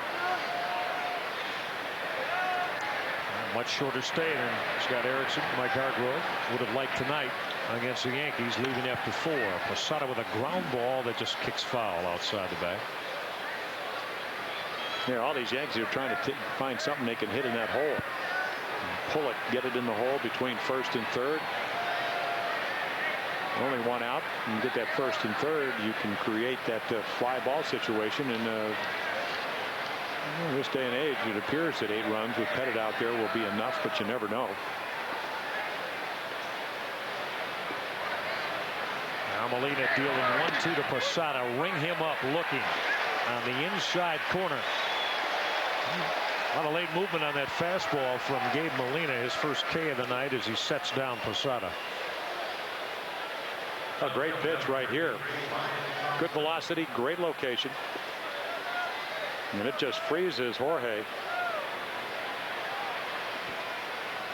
He said, I'd like it a little bit farther out over the plate. And didn't get that request. Of course he would. Ryan Thompson, right-handed hitting left fielder. Bounced around a little bit. Got a call, of course, when Shane Spencer went down, as we said. Grew up right here in the state of Maryland. It's like Denny Nagel. Boyhood ball club, the Orioles. And speaking of Shane Spencer, let's take a look at our IWIF injury report. Shane Spencer on that 60-day DL, torn ACL and an outfield mishap and out for the season. And Jim, he was putting together maybe blossoming coming into his own as a very solid contributor for the Yankees. And not only offensively, everybody thought he was going to be a pretty good hitter, but really worked on his defense. But it's interesting when you walk into Yankee Stadium and you walk up to Paul O'Neill and you say hello. And unsolicited, he says, wait till you see Spencer play left field. Does that tell you what this club's about? And why? Because Spencer was going to help them be a better ball club. And Molina walking Ryan Thompson on 4 pitches. Put a couple of boards with 2 down here in the 5th. I'll tell you what, I think the Orioles are in the right direction with Molina. When he was at AAA, they were letting him start. He needs to get out there and get as many innings as he can to get a feel for pitching because he has a good arm. You know, that way he can throw his breaking ball and throw the 2-seamer, the 4-seamer, change up off it, and then eventually use that natural ability because he has a good arm. Does he have command? Not yet.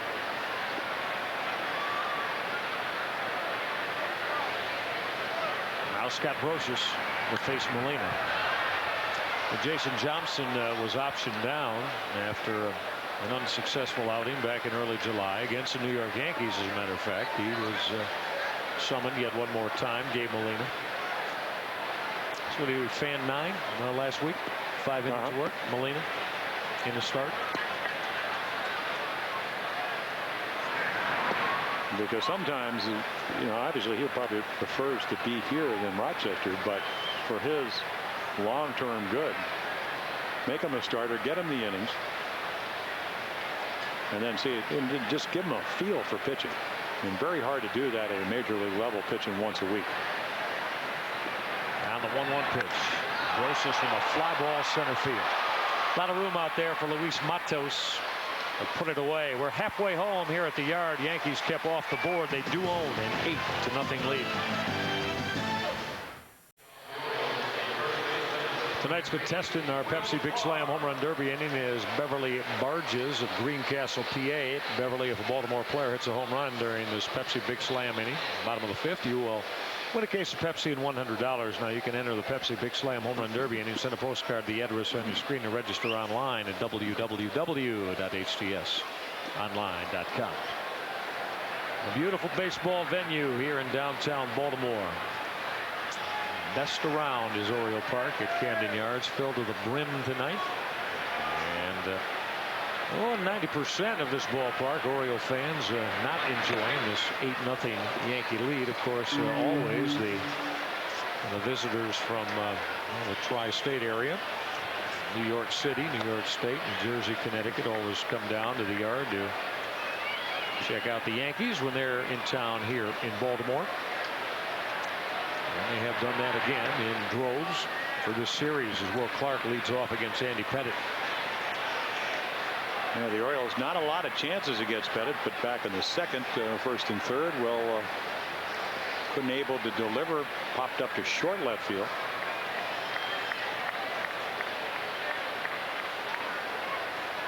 And the O's, as we said, starting tonight, 12 games under 500. Their season low has been 13 under, and that has been 3 times this year. So they are in danger of, for the 4th time, falling to 13 below. Look at Vizcaíno with a couple of quick steps to his left. They flag down the ground ball off the bat of Will Clark and throw him out. Quick feet. How's your first step? If you're going to be a good infielder, and you can see everybody moving right there, catch it, keep your balance. So Will Clark hits the ball very hard, but snared. And throw gives him a little bit of a pack because that's all you can do. You want to have a quality at bat, get a good pitch to hit, and he drilled it, but hit it right at somebody.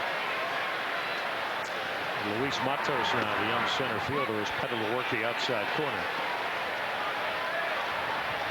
We mentioned Luis making in center field his 8th start since being summoned from AA Bowie.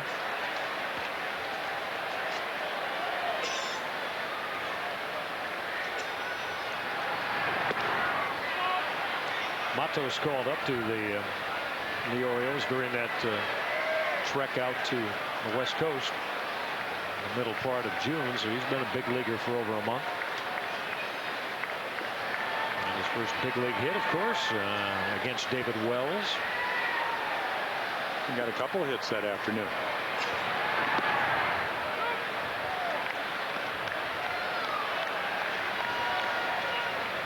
Andy Pettitte, Jim. Well, unless he implodes, as you talk about bats doing, is standing on the verge of being 7-0 here at Oriole Park against the Birds and going to 11-2 lifetime. And tonight, you know, it's interesting. He becomes so conscious of just cutter in that veering fastball in against right-handers. Tonight, he's not using it that much. A couple of times, 2 seamers away, which is what they've tried to get him to do. He's thrown his big curveball, and then a lot of run support. As the pitching coach, Mel Stottlemyre, boy, what an impact he made for the Yankees back at 64. First year he came up when they won 47 out of the last 51 games, and I think Stottlemyre went 9-3. Eventually losing to the Cardinals in the World Series. I mean, that's that great story they had about getting on the bus in late August. And Phil Lynn from Baltimore is playing the utility guys playing the harmonica, and Yogi gets on. He's the manager, and he said, you know, cut that stuff out. And Lynn said to Mantle, what did he say?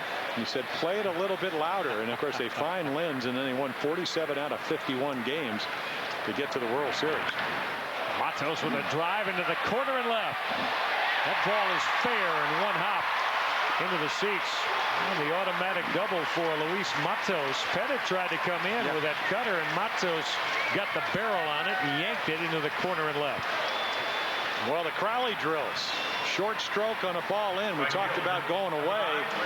He's going to try to come in, and I tell you, very quick bat. And if you're short to the ball, you can keep that kind of ball fair, and it stays fair by about 8 inches. I mean, watch how short this bat is right there. So you get the bat head out, and you don't have to hook the ball. It just barely stays fair. And a ground rule double for Luis.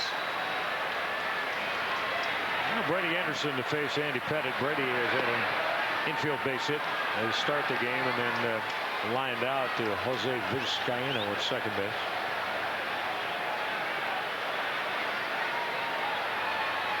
Fourth starting call for Brady Anderson as a right fielder. And then the Orioles 1 for 17 with runners in scoring position. So we got to get on the board somehow. For Luis Matos, of course, now with 6 big league hits, and 4 of them have gone for extra bases. A lot of speed, we know that. And we talked about his growth spurt physically. Jim came to the Orioles at about 5'10" and maybe 150 pounds, and has gained 25 pounds since he signed as a 17-year-old. 1-1 to Anderson. Missed downstairs. 2-1 now on Brady.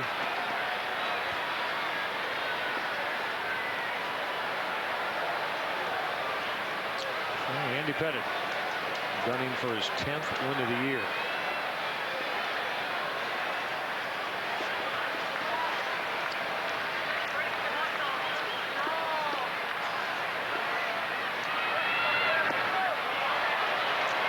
Two on Anderson.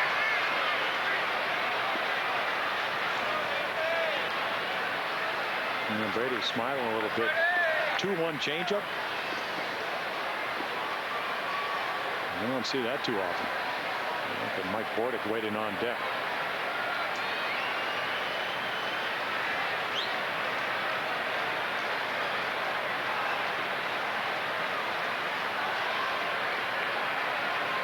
Pettitte dealing 2-2.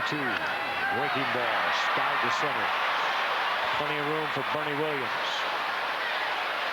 Matos is going to tag and motor on over to third as Anderson is out number 2 on the fly ball to Bernie Williams.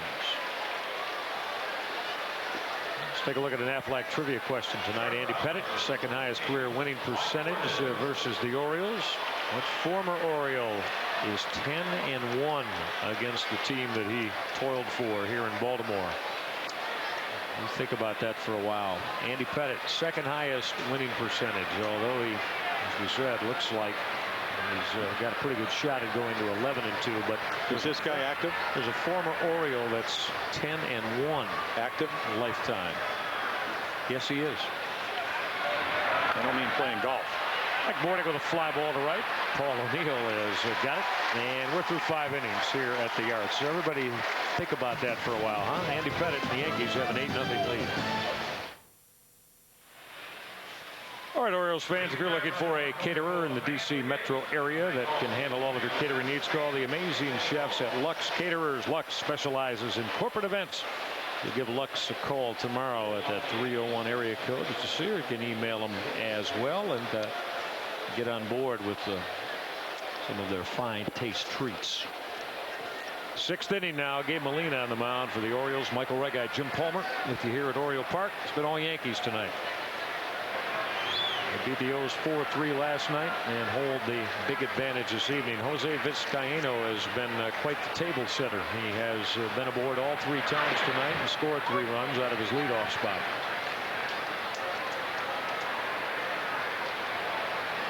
Vizcaino up to 344 as a Yankee. It's popped up in foul territory and not enough room for Jeff Conine. Yeah, I think the key for the Orioles is to get Jose to hit the ball hard.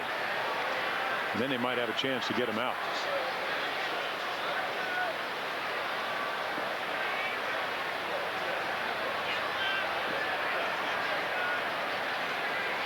But taking the place of Luis Sojo, in the sense that's what Luis did. Utility guy, and of course Vizcaino, a switch hitter. Tell you what, he's very honest. He said, I don't try to hit the ball hard. He said, I just don't have a lot of power. Line drive hitter, hit the ball the other way, both right-handed and left-handed. He said, why to try to hit home runs when you can't do that? Well, now he's played on both sides of the Big Apple, huh? Both American and National League. Said he prefers the Yankees. Jose Vizcaino is 4 for 4. He guided a base hit between Jeff Conine and Mike Bordick. Hit number 11 for the Yankees, and Vizcaino has 4 of them. I'll tell you, what a great approach. Now, he doesn't lie. He said, listen, I don't hit it hard. I'm going to hit it the other way. When I got into pro ball, they told me pound the ball the other way. And that's what he does. And that's his approach. Tony Gwynn. They call this right here the 5.5 hole. On your scorecard, third baseman's number 5, shortstop number 6, 5.5. And Gwynn got over 3,000 hits, a lot of them right there. Maybe half of them. 1,500 of them. Anytime he wanted. Derek Jeter thinking about turning something around on Gabe Molina on that 94-mile-per-hour heater. Well, the amazing thing when we look at Molina is that he never started a game in professional ball until this year. And he's got good stuff. And that's 94, right down the middle, and Jeter couldn't get to it.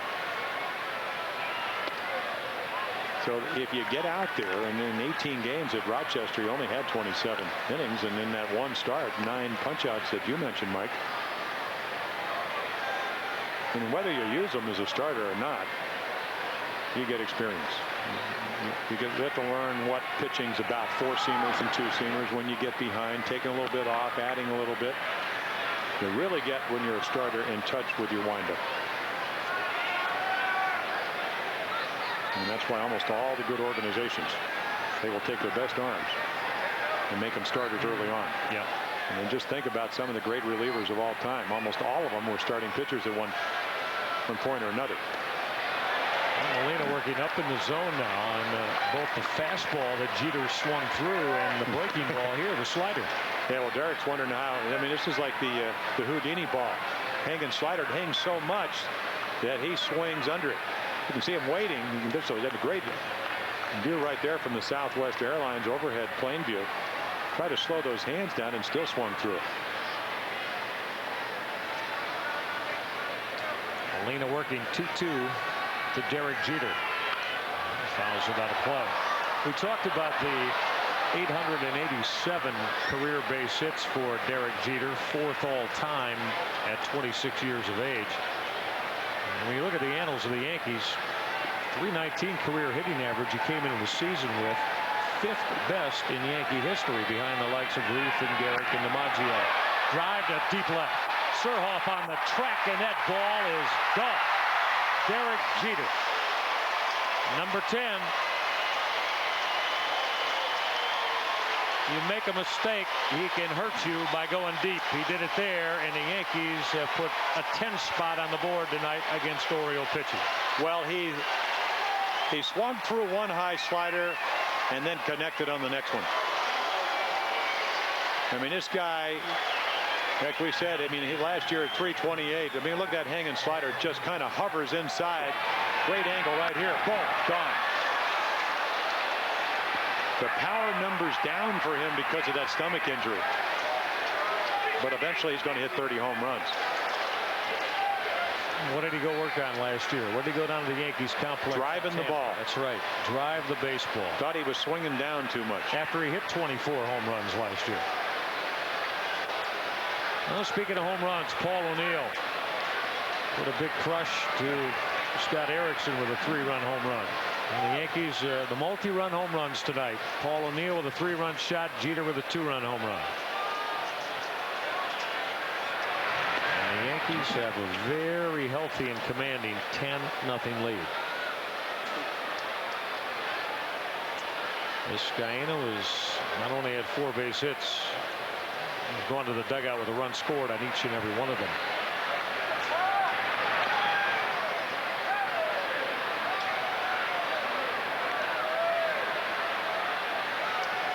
Last turn at the plate is Paul O'Neill now hobbling around after a baseball got him on the foot. Jim breaking ball down at the shoe tops. Yeah, Scotty trying to throw his curveball with his fastball not normal velocity. And he threw it down and in. And we've just seen, I learned it, Harold Baines hit his first major league home run on probably an identical, let me get that out. Oh boy. Identical curveball. I think you make a good pitch. Might have been if it was away. Ground ball that got by the glove of Gabe Molina and into center field. Paul O'Neill now on the night is 3 for 4. And the Yankees have just put together a huge 13-hit barrage on Orioles pitching. With that, we'll remind you that you can pick up this high-quality, nice-looking Orioles sports bag tonight for $25 plus shipping and handling. Operator standing by, so give him a call at that number you see on your screen. Sammy Ellis on his way out now to have a chat with Gabe Molina, who has not retired a Yankee hitter in inning number 6.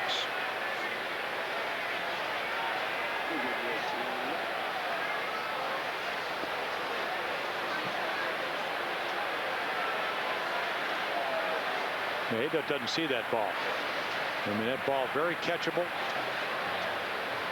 Curveball for a home run, the fastball back up the middle, and that's pretty much the way O'Neill has hit over 300 5 out of the last 6 years. He will use the whole field. And of course, as a pitcher, if you don't field your position very well, why does Messina constantly win that Gold Glove? Because he's able to flag balls like that down. There's Bernie Williams now. Bernie Williams has driven in his 90th run of the year. And the big muscle tonight supplied by Paul O'Neill with 5 runs driven in, and Derek Jeter has driven in 3. O'Neill 3-run home run, Jeter 2-run home run. And the Yankees have it in cruise control in inning number 6. Bouncing ball to the backup Will Clark. They'll knock it down. Molina late getting to the bag, but they got Williams by a half a step. Gabe was a little late getting over there, and Will Clark got his underhand toss to Molina just in time to nip Bernie Williams. Well, you got to understand, I mean, the Yankees lead by 10. Now, a great angle right here. I mean, Bernie Williams is going to fly down there. And you're right about Gabe Molina. I don't know where he is. And he gets there just in time. A little toss from Will Clark. And he beats him by about a quarter of a step. And that's what this Yankee team's all about. They run balls out. They play hard, even if it's 10-zip and you're ahead. And something to be said for that. You don't win 114 games in 98 and 104 more in 99 with the World's Championships if you don't, Jim. Pretty simple, huh? I tell you, their bench coach, Don Zimmer, when he was manager, he said a couple of things. Play hard, show up on time. And under the under the play hard is running balls out. No excuse. He said he can't run hard, you can't play. So you set those parameters, and then guys either want to play by the rules or not. What's the one thing you can control in baseball? Right? You can hustle. Yep. Other things maybe you can't, but you can all hustle. David Justice with a ground ball at Will Clark. Justice gone. We're 2 down here now in the 6th. O'Neill moving over to third base. And that'll get Tino Martinez to the plate.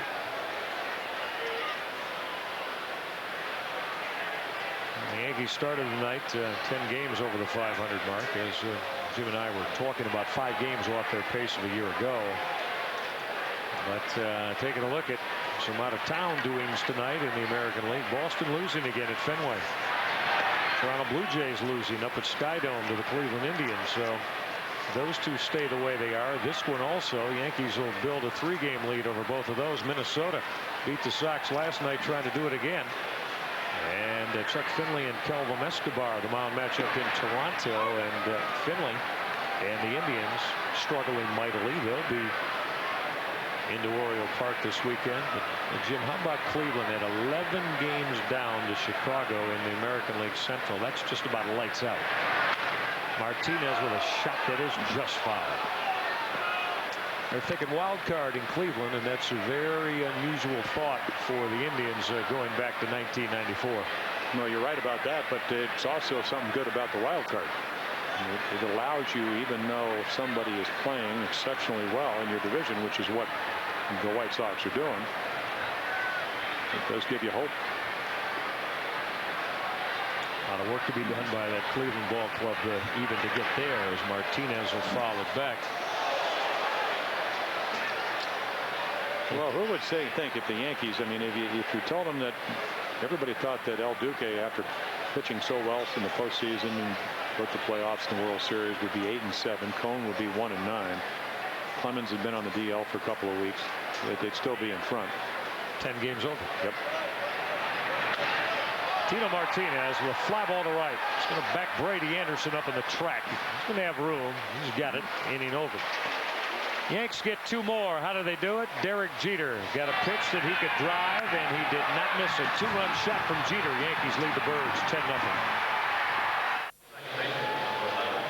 As we've told you many times, you really need to spend quality time with your family this summer. Take them to a Bowie Bay Sox baseball game only 25 minutes south of right here at Camden Yards. The Bay Sox showcase the Orioles' future talent. A lot more. You can get autographs, ride the carousel, catch fireworks shows after every Thursday and Saturday home game. Go on out and catch a game with the O Stars of the future in Bowie. Tough night for the Birds. Down by 10 here in the bottom of the 6th. Delano DeShields, first pitch swinging. Ground ball that's taken care of by Jose Vizcaino to throw out DeShields to open up the Orioles' 6th. So this is exactly the way it was in Yankee Stadium. Pettit had a 10-0 lead there. Going into the 7th inning, and then long inning as the Yankees had added some runs to make it 10-0. And they got to him in the actually would be the top of the 7th there. And eventually the Orioles losing 12-6 up in New York on the 7th of July. There's Albert Bell. Bell has bounced out to end the first to Scott Brosius, and then flied out to right to Paul O'Neill. So Albert has now gone a career longest 93 at bats without a home run.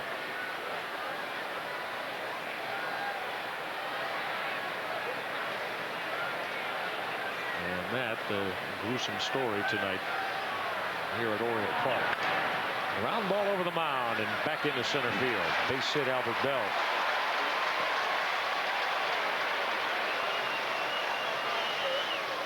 Bell's aboard with a 1-out base hit.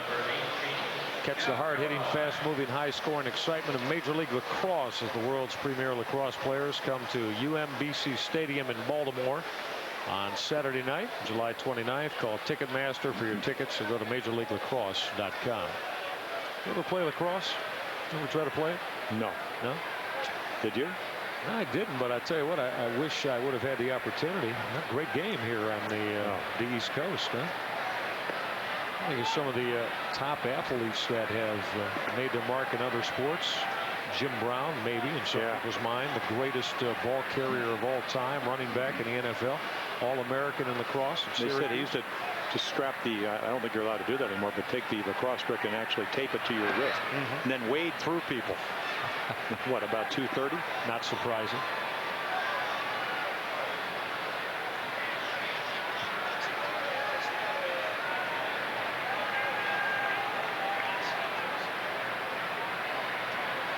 Well, Jim, I've enjoyed since coming to Baltimore 4 years ago in the spring, heading out either to Johns Hopkins or some of the area schools and watching some top-notch lacrosse as Jeff Conine, college lacrosse. You've enjoyed it? Yeah, absolutely. Well, you really get around, don't you? Well, Jim, unbelievable. Don't you remember, what was it, 98? I think the World Championships were here in lacrosse. Remember that? Oh, yes, I recall that. You weren't out there with me, though. No, I wasn't. No. And a couple of guys in our crew, I was mentioning this last week. Jay Clark, Kevin Santos, both college lacrosse athletes back in the day, as the saying goes. But those guys aren't that old. Santos still looks like he's about 21. And Jay's a big guy. Jay Look at him. 25, 26. A former world-class athlete. Unbelievable. They have to be to handle the lenses now.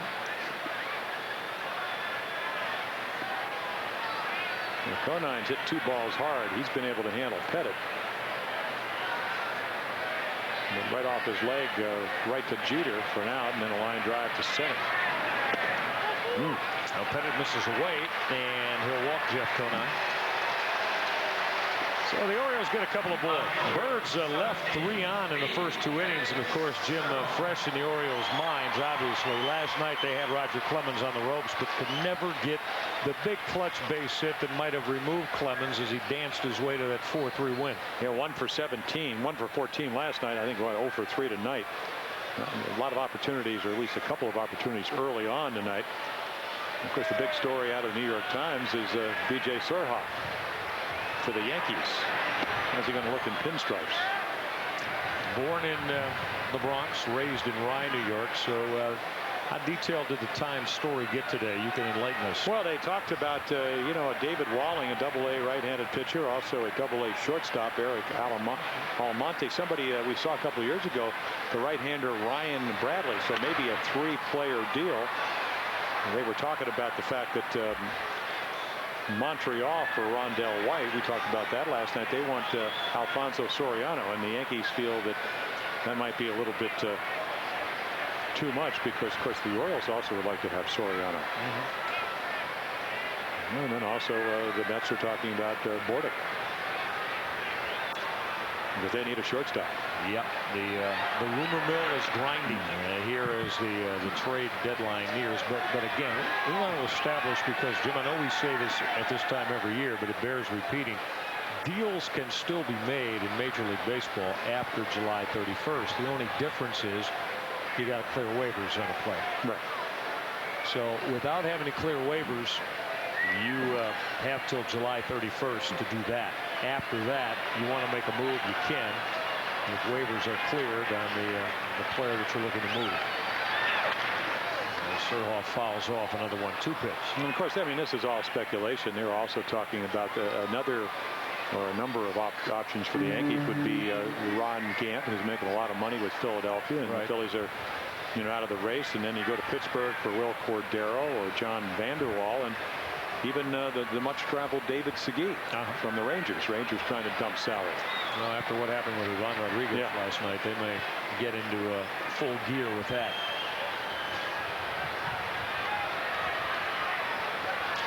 Pettit working on Surhoff. Couple aboard here in the 6th. DJ with a drive to deep right. It stays fair, but it's going to hook foul into that right field corner.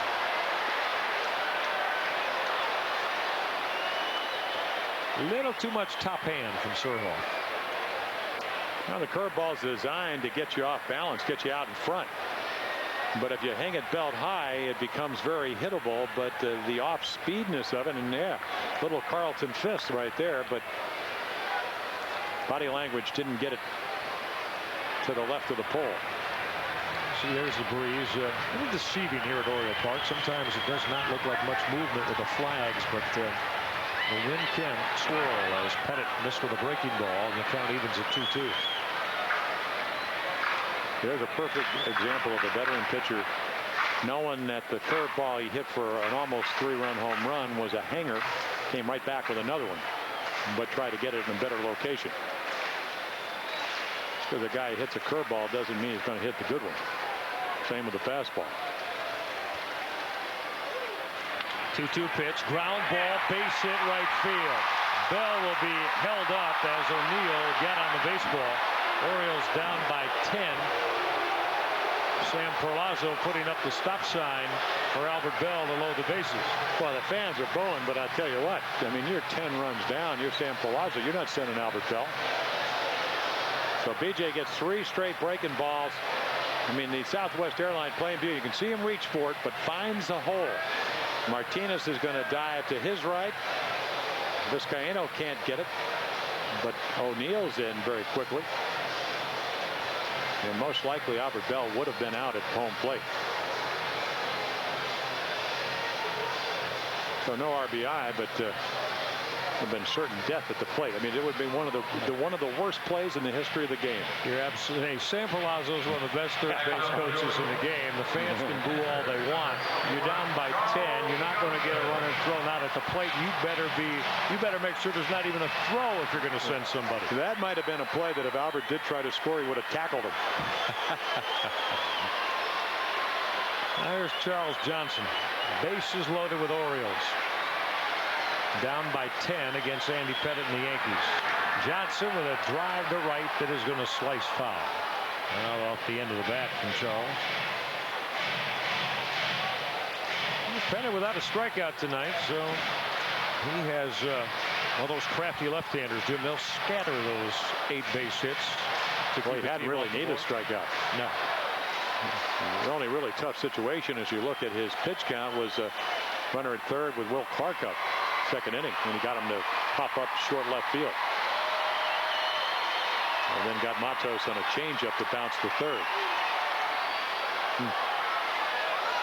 Well, we talked about Albert Bell in the elongated home run drought. Charles Johnson, as a matter of fact, is sitting on his next career home run, being number 100 in his career. And Charles's last home run off Andy Pettit back on the 5th of July, so 3 weeks ago. Tried to check his swing and it rolled foul.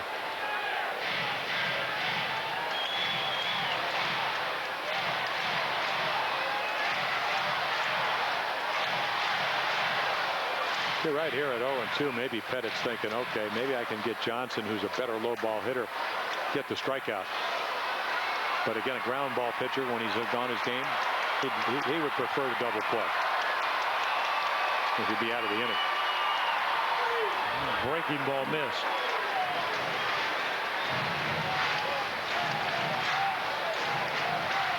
And the Orioles have loaded the bags. Albert Bell, Jeff Conine, and B.J. Surhoff.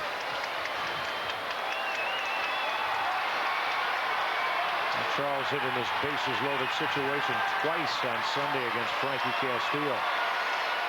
Was not able to deliver. 1-2 from Pettit. And a miss away. 2-2 now on the Orioles catcher.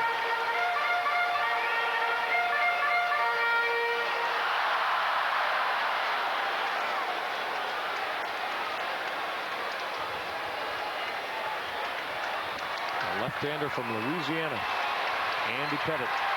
And now lives in Deer Park, Texas.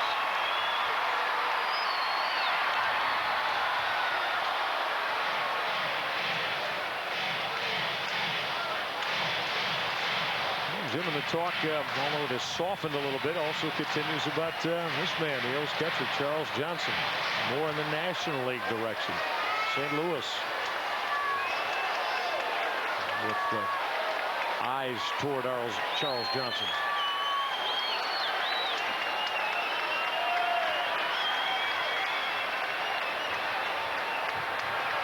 Johnson waiting on the 2-2 from Pettit. Struck him out. Might have taken something off the breaking ball. Stayed up in the zone, but Charles Fanning for the third time with the bases loaded in the last 3 games. Well, the one thing about Pettit's curveball, and he threw Charles 5 of them, is that it's about 15 miles per hour slower than his fastball. So he pulls the string. The big overhand curveball fools Charles. And you talked about not having a strikeout. Well, he has one at a crucial time. Well, I guess you could call it crucial with a 10-run lead. Sure that Charles Johnson thought it was crucial. Here's Will Clark now. Ground ball. Martinez will lay out and pick it with Pettit covering to get Will Clark. It was headed for the right field corner. Tino Martinez had other ideas. The Orioles turned away. 10-0 New York. Joe Torre may think Tino Martinez presses with a bat, but with a glove, he's worth his weight in gold. Well, I'll tell you right now, I mean, he's got right there on his left hand is a 3-run eraser. 2 for his last 25. And I'll tell you what, you're 10 runs up. You do not lose your concentration, your focus. And I'll tell you what, you could put 3 runs up for the Orioles because that ball's going to go down in the right field corner, and the Orioles are going to only be down by 7. So maybe not one of those key plays, but that's what it's all about. Good pitching, and what makes good pitching is good defense. As Chuck McElroy will come on. Pitched Saturday, gave up a home run in Toronto.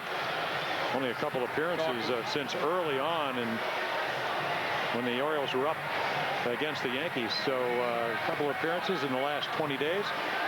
Numbers don't look good, but he has resurrected his career, changed his windup, said, listen, I'm going out there, I'm going to relax. I'm going to pitch as well as I can. Wanted to make a statement this year, and over the last 3 months has been able to do that. It'll be Jorge Posada, the switch hitting catcher, who now turns around and will hit from the right side against Chuck McElroy, Posada, Ryan Thompson, Scott Brosius, 7, 8, 9 for the Yankees. As we now move to the late stages here at the Yard, inning number 7. And McElroy, who spent last year in Queens pitching for the New York Mets, Bobby Valentine, although he did not get in the postseason, he was on that staff in the last couple of months of the year.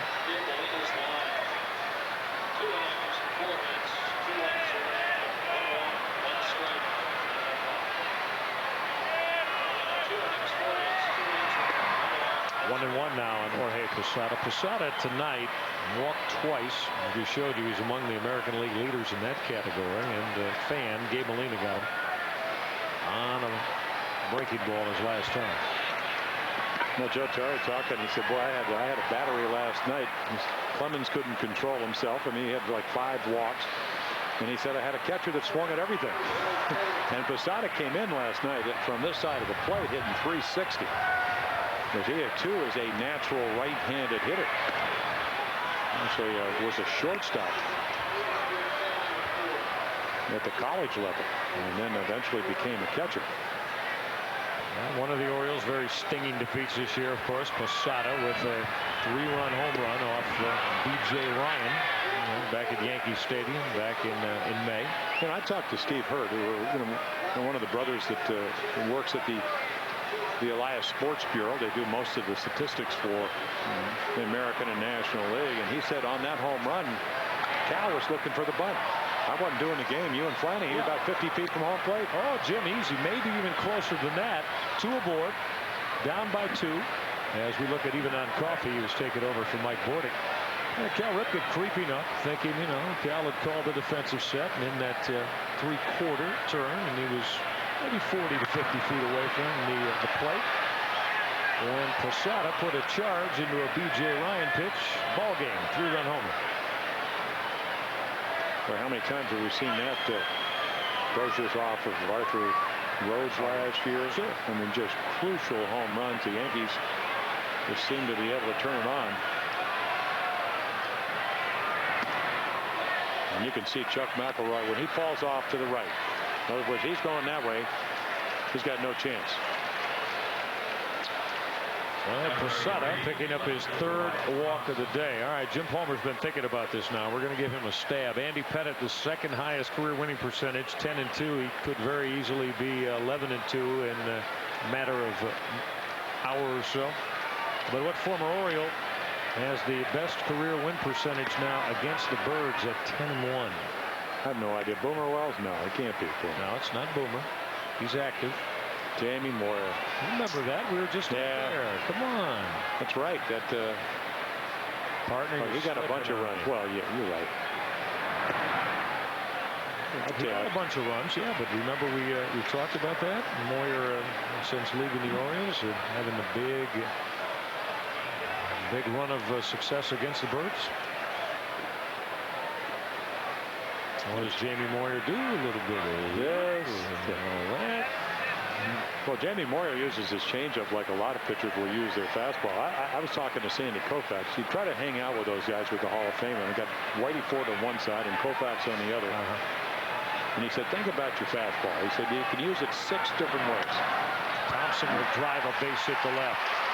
Well, Ryan Thompson joins the party, and quite a 14-base hit, 10-run party it is for the New York Yankees tonight.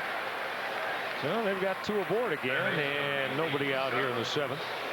Let's take a look at our Chrysler Plymouth upcoming games now. We're going to be on HTS the next 3 to finish up the series here against the Yanks. Doc Gooden and Sidney Ponson. Note the start time now, 7 o'clock tomorrow night. Tom Davis with the Orioles report at 6:30. Day off on Thursday, and then the Cleveland Indians come to town. Haven't seen the Indians since the opening series of the year.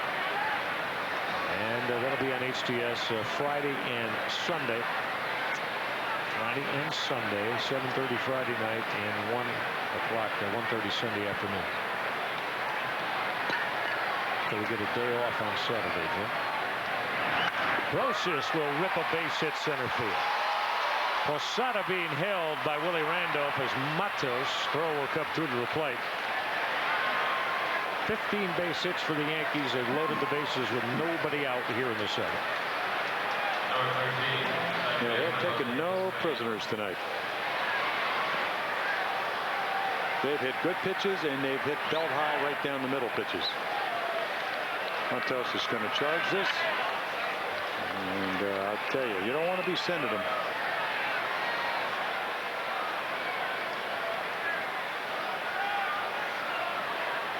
Jose Vizcaíno was already 4 for 4 as a left-handed hitter and scored all 4 times.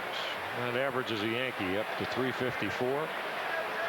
5 for 5 would be a career high for Vizcaíno.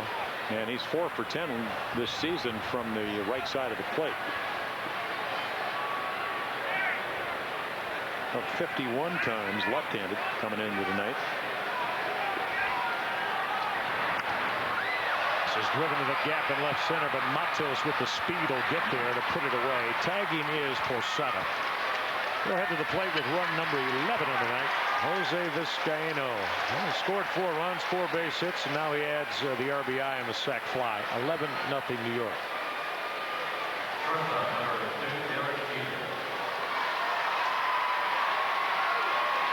Well, what do you try to do? I guess if you got 4 hits, you try to get the 5th. If not, look for a pitch you can elevate. You're a line drive. You don't like to hit the ball in the air, but if you're Vizcaíno, that's the one time you want to do it. It seems like sometimes that just comes like, I guess, cruise control. You just punch a button and he's going on, but it's a matter of trying to get a pitch up in the strike zone you can do something with. And you see a lot of hitting instructors during batting practice will actually tell their hitters, okay, runner at third, less than 2 outs. Hit a fly ball.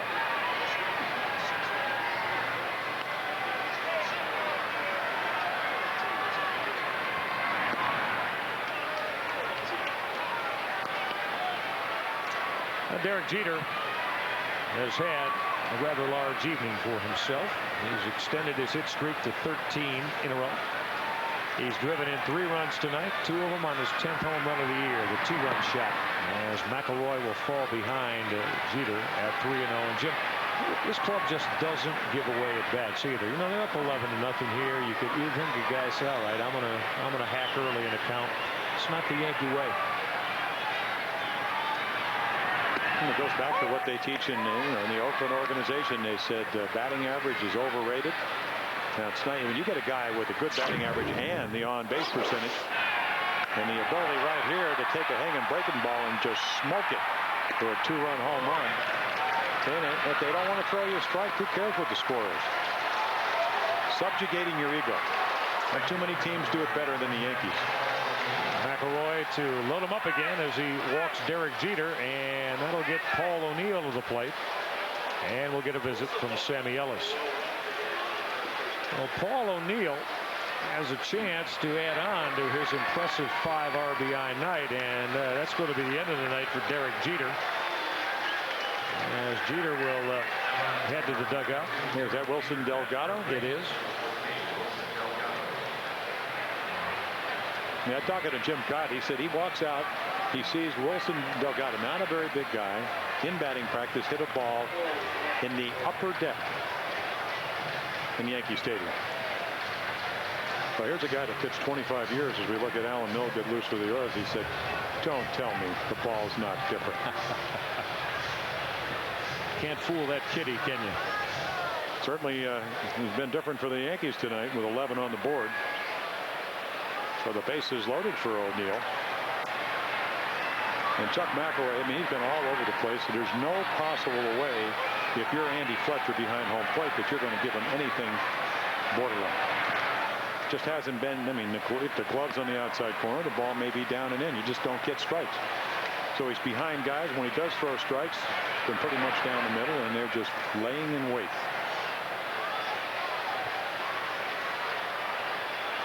Nowhere to put O'Neill for McElroy. At the knees with a fastball for the called strike. Paul O'Neill tonight picked up his 5 runs driven in on 3 base hits, RBI single in the first, drove in a run on the fielder's choice ground ball, and then unloaded the 3-run home run off Scott Harrison. 2-1 on O'Neill. Well, you talk to Chris Chambliss, the hitting instructor of the Yankees, he'll tell you, you know what, just like when he played, get a good pitch to hit, know what you want to hit. And the Yankees, they do it pretty well. McElroy again working the knees inside corner, and the count evens on O'Neill. That man could swing the bat a little bit, couldn't he? Oh, yeah. First with the Cleveland Indians, Rookie of the Year there, before moving on to the Yankees. And then I played for Atlanta for a while. Had some good years down there. O'Neill rolling over. Ground ball that gets by McElroy. That's a lot of trouble. O'Neill is safe. McElroy had to take that circuitous route trying to get the baseball and then to the bag. Ryan Thompson to the plate. Give O'Neill his 6th run driven in of the night on the infield base hit. Yanks add on run number 12 of the evening. Say, the one thing is that when you're Chuck McElroy, we've showed you how he falls off. So he's going to fall off to third base. Now he's got to come back. He comes over. He's going to try to catch it. That time right there, you know, you work on that drill in spring training, but sometimes you just don't know. I mean, here's a perfect example. See how he falls off this way a little bit? Now he's got to come all the way back here, and by the time he does, the ball is going to go by him, and now it's too late. Clark makes a nice play. He tries to tag him, and the Yankees are hitting them hard. They're hitting them easy. Same result. There's Bernie Williams now as the bases remain loaded. And give Paul O'Neill RBI number 6 on the night, up to 66 on the year. Glenn Allen Hill is he loosening up. Yeah, menacing shadow on deck. Bernie Williams with a drive to deep left. Surhoff is going to watch it get out of here. Grand slam home run, Bernie Williams. 16-0 New York Yankees.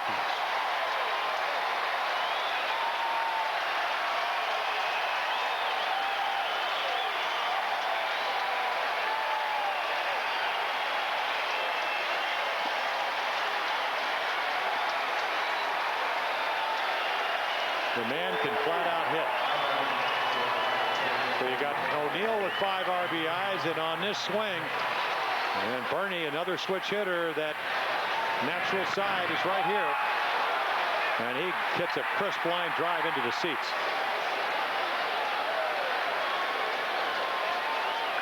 Oh, they've got it all going on tonight. 17 base hit attack. There's Glenn Allen Hill, who last night also went deep.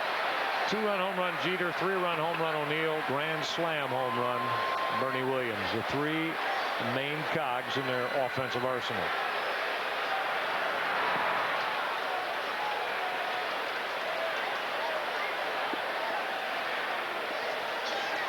Jim, fortunately, they all only count one.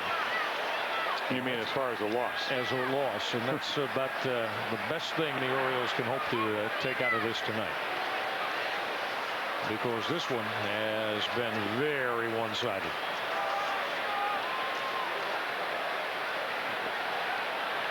One-two to Glenn Allen Hill, a miss downstairs. Glenn Allen Hill became the first Yankee since Barry Foote back in 1981 in his Yankee debut. First time at the plate, go deep. Well, one thing about the Yankees that did their scouting report, I mean, since 1995 against left-handed pitching, Hill's hit 320, and he's also hit 26 home runs. So they get a guy that looked awful right there, but you plug him in. That's a guy that didn't look awful. In fact, both of them. This guy with 4 hits and sacrifice fly. Hill down on strikes. Williams with a grand slam. 5 RBIs. Also Paul O'Neill with similar numbers. And here's a guy that, you look right there, 0 for 3, but he saved 3 runs for Andy Pettitte with a great play to make the last out. Tino Martinez facing McElroy now with the bases empty. The Yankees tonight, 4 multi-run innings, 3 in the 3rd, 4 in the 4th, 2 in the 6th, and a 6-run 7th inning.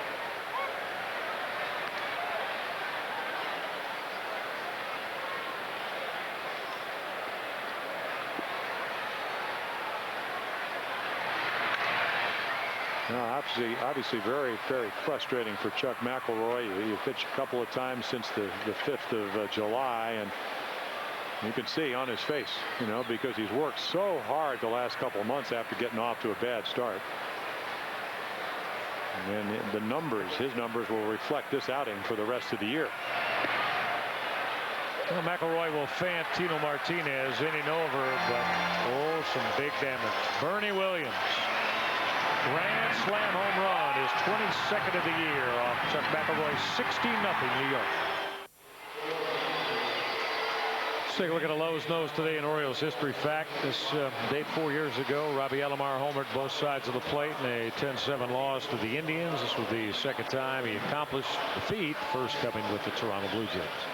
All right, a lot of moves now for Joe Torre. Wilson Delgado replaces Derek Jeter at shortstop. Also in the outfield, Clay Bellinger replaces Ryan Thompson in left field. And center field, Ryan Thompson will move over to get Bernie Williams out of the game. And Andy Pettitte stays on the mound with 16 runs of support. And you wonder what David Cohn's thinking over there, Jim. Yeah, I was thinking that one. And when I would like maybe just 6 or 7 of those and see if I could get a win. My thought is, where's Johnny U when we need him? I think you throw the deep out to Raymond Berry, and then you come back with a post pattern to Jimmy Orr. Yep. And then maybe get Lenny Moore on that toss sweeper on the right side, and you're right back into it. Think that'll work? Yep. And when they got those guys covered, you throw one to Jim Mutchler. Or John Mackey.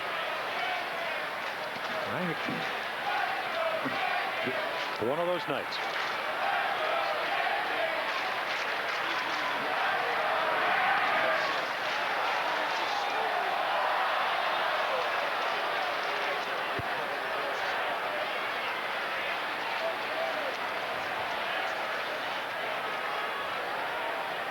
On the rig.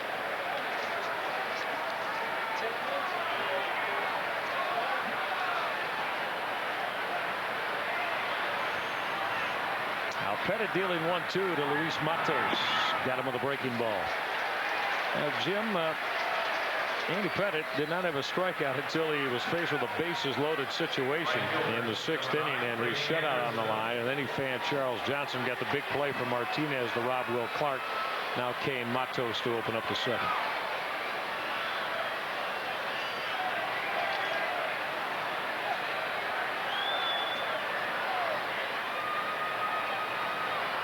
Here's Brady Anderson.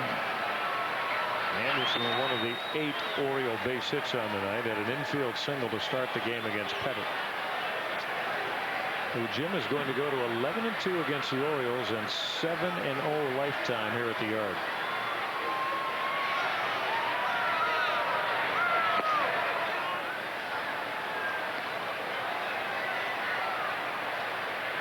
Tell you, 22nd round in the draft.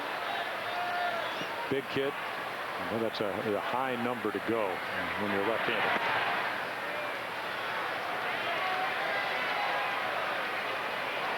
Yeah, the way baseball scouts and talent observers clamor for top-notch left-handed arms, as you looked at Chuck Knobloch a moment ago. 3-0 to Anderson. A missed downs. And the one-out walk from Andy Pettitte to Brady Anderson. With that, let's take a look at a nationwide game summary tonight. Scott Erickson had a tough evening. He gave up 8 runs in his 4 innings of work, and now Erickson's ERA is going to climb near 8 on the year. Paul O'Neill's driven in 6 runs. Bernie Williams has driven in 5, grand slam home run included, and Derek Jeter, who's left the game, you don't see there. Jeter drove in 3, 2-run home run included for Jeter. Here's even on Coffey now. Coffey came on to replace Mike Bordick.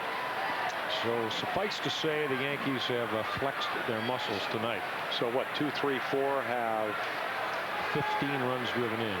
Make it 6, 5, and 3. 14 runs driven in for the Yankees.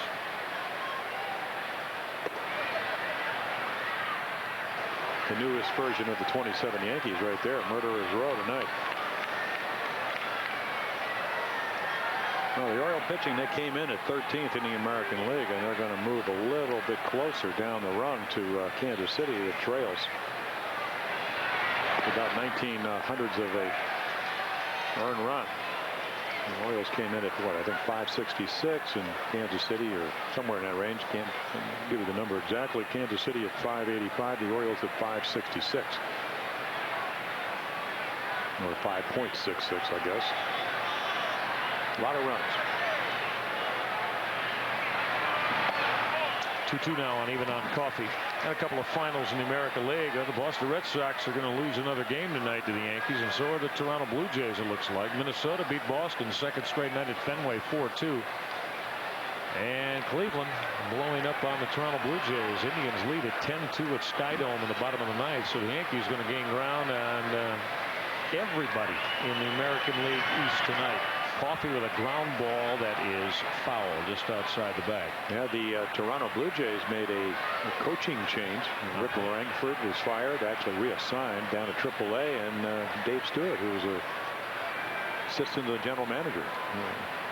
Former 20-game winner 4 times. A couple of actually, what, one of the Padres in the World Series, 98.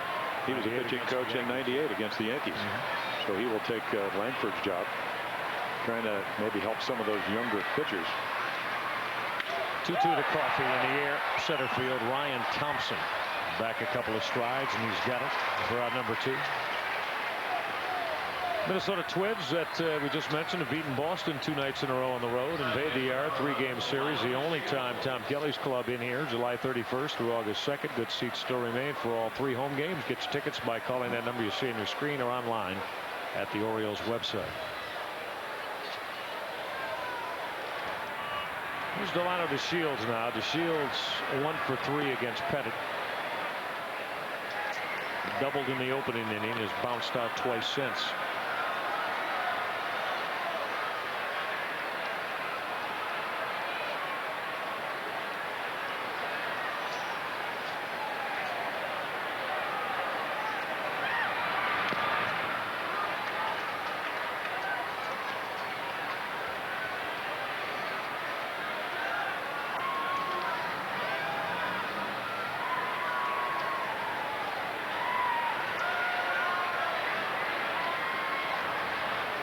Pettit dealing 1-1 to DeShields. Ground ball on a big hop at Tino Martinez. Take it himself. Inning over. 8th inning next. Yankees lead the Orioles 16-0.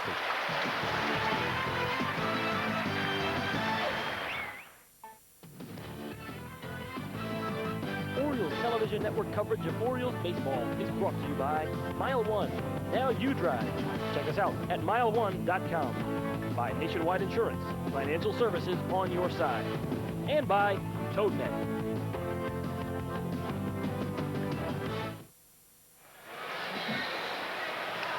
You can pick up this high-quality, nice-looking Orioles sports bag tonight. $25 plus shipping and handling. Operators are standing by. And give them a call at 888-64-BIRD right now. Yeah, we're pleased that you decided to stay around with us tonight. Michael Regai, Jim Palmer, as we go to the 8th inning. Who are you talking to? Our viewers, our friends, Jim. All that have stayed diligently by the tube tonight in the midst of this Yankees 16-run outburst. Alan Mills now making his 18th appearance as an Oriole. That pitch Saturday night up in Toronto. Scoreless inning. Very important to try to keep your focus. I would imagine Allen will probably pitch the 8th inning, and maybe Mike Timlin will get an inning. He can pitch in about 4 games, so Mike Hargrove might be thinking about that.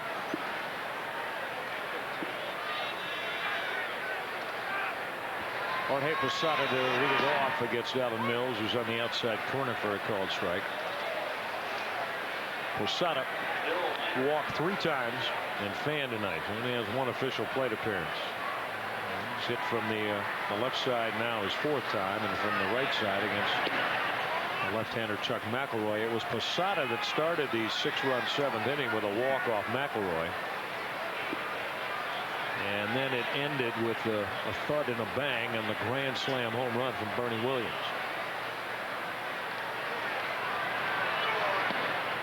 One and 2 on Posada.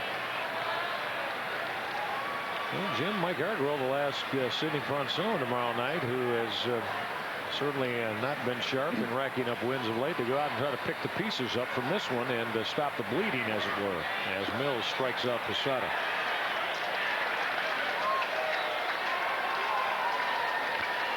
Our copyrighted telecast of Orioles baseball tonight, presented by authority of the Baltimore Orioles and CBS Cable, may not be reproduced or retransmitted in any form without the express written consent of the Baltimore Orioles and CBS Cable. Derek Jeter, Tino Martinez. They look like Chris Turner, the backup catcher. Having a laugh, and why not? Ryan Thompson had a base hit and scored a run in the 6-run Yankees 7th. Well, Jim, back to Sidney Ponson. I think it's incumbent upon Sidney to go out tomorrow and stay within himself, keep his emotions in check, and go out and do what he did in 1998 against this Yankee club twice, beat him right here at Oriole Park. Pitched marvelous games, and he's been bothered by some soreness right side of his neck, which they've been treating. Richie Banzel, a lot of sound and stretching and things like that. Awfully good stuff. 9 strikeouts against the Red Sox, but still gave up a bunch of runs. And it will be, to me, it'll be interesting to see Doc Gooden pitch. He's been working with a specialist down in St. Petersburg that does a lot of pressure point massage and things like that. Actually have a machine, and he said it really loosens your arm, and he had better velocity on occasion. He said, of course, it's hard to go down to St. Petersburg between starts. Thompson with a shot to deep center. Matos chasing. That ball is out of here. Ryan Thompson. I tell you, he's a big, big man. From Centerville down on the Eastern Shore.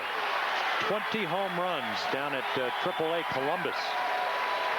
Same league that Rochester plays in. Almost hit 300. So he gets to come home in a way and goes yard. 17-0.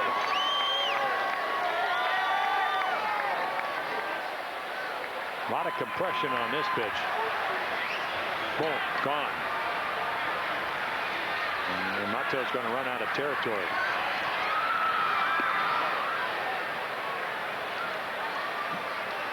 Joins the party, 4th Yankee home run of the night. Number 119 for the New Yorkers on the year. Well, they've had every type of home run now that you can go out of the yard with, as Brocious bounces to even on Coffey, who throws out the Yankee third baseman. Solo home run Thompson, 2-run home run Jeter, 3-run home run O'Neill, and the grand slam from Bernie Williams.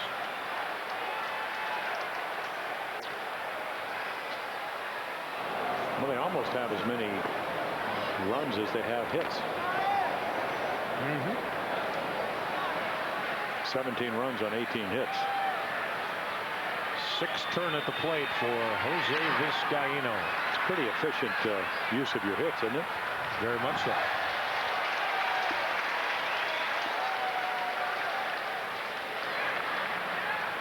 Well, the Yankees took to the end of the 4th month of the baseball season to make their first appearance at Oriole Park. But Jim, as we talked about, it's one of their favorite road stops. And it's like they never left. And this one tonight, they're going to go to 33-17 regular season in the 50 games they've played here. And they had come in tonight winning 27 out of the last 37, so that'll go to 28 out of the last 38. Dominating the Orioles. Vizcaíno chased. Johnson will complete the strikeout with a throw to Will Clark. 8th inning over. Yankees get one more on the Ryan Thompson home run and lead it 17-0.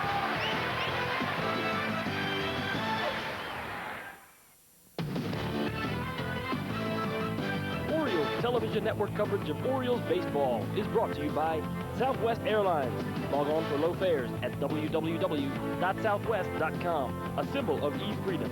By Nextel, how business gets done. Call 1-800-NEXTEL-9. By First Mariner Bank, we built this bank for you. By Nissan, who invites you to visit your Baltimore area Nissan retailer today. By VoiceStream Wireless, the fastest growing nationwide wireless service. By Dodge, do not follow, do not conform, be different. And by Bell Atlantic, your guide through the wilds of communication. A lot of ugly, crooked numbers on the board in the column of the New York Yankees tonight as they lead the Orioles in a big fashion. So let's head to the 9th inning now, and Mike Hargrove will get Mike Timlin a little bit of work out of the bullpen. Yeah, actually a tune-up for the next important appearance for the Orioles. 4 for 4 in his last 4 save opportunities. He has not 11 out of 15 in the save category. And had a great sinker, so he's gone with the 4-seam fastball, and his velocity is in mid-90s, sometimes almost as high as 98 miles per hour. And once again, try to keep focus because this is not about tonight. This is just enough work to keep sharp when Mike Hargrove might need you down the road in a save situation.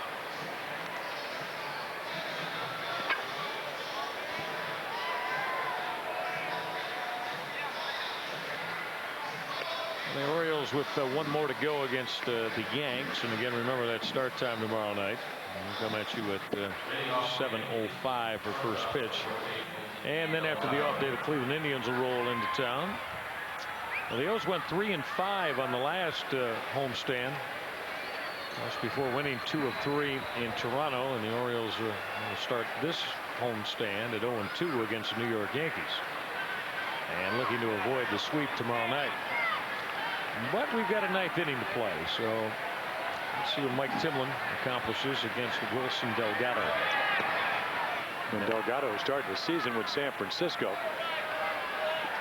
Won for his last 12 and hit his first major league home run this year as a Yankee. And going into the upper deck in BP, huh? Fly ball left field. B.J. Surhoff in a couple of steps for out number 1.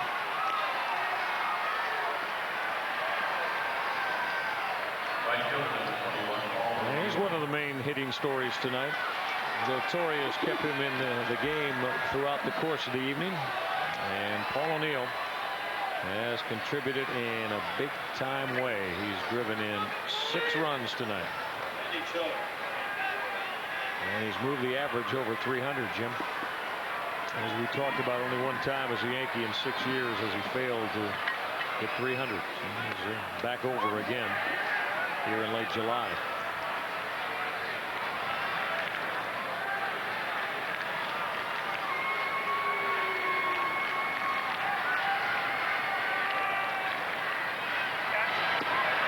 Finland ahead of O'Neill at 0-2.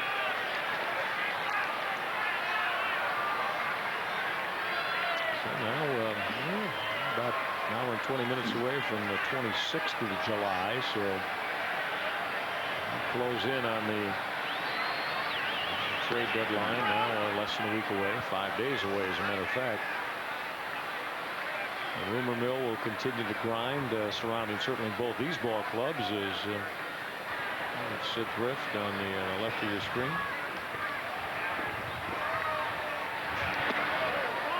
Well, the writers, when Sid came out on the field today, they descended him. They descended on him like the last cheeseburger at the In-N-Out Burger in Santa Ana. Yeah, he had a few questions peppered at him, didn't he?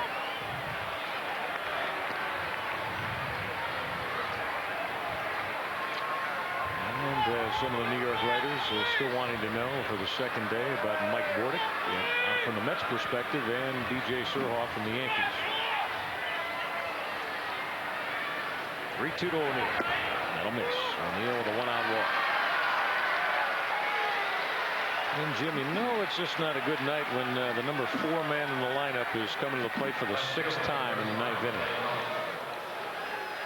And Bernie Williams hitting that spot for the first 5, and now it's Clay Bellinger who took over for Bernie Williams after Williams unloaded a grand slam home run. And Bellinger getting the start at first base last night against lefty John Parrish. Double and a fastball, anything up. It appears he likes. Now a little bit different tonight because Timlin's got about 3-4 miles per hour harder than Parrish. But he's a good high ball hitter. He can play all over. So the infield, we see him tonight in left field as he came in. With Thompson moving to center.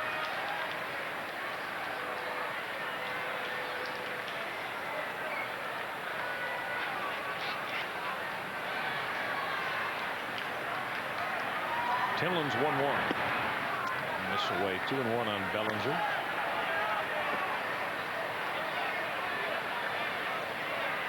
Mike Timlin trying to duplicate his same second half of the season performance here this year that he put together in his first year as an Oriole in '99. Fly ball deep left. Surhoff back at the wall and is going to run out of room.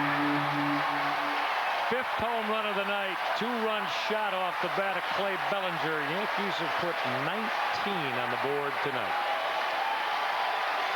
I tell you, the scouting report doesn't change from night to night. Guy doesn't hit a lot of home runs because he doesn't play a lot. But he doesn't miss too many high pitches. And he gets one. 2-1. He's seen 5 actually, this will be the 4th straight fastball, and he just launches it.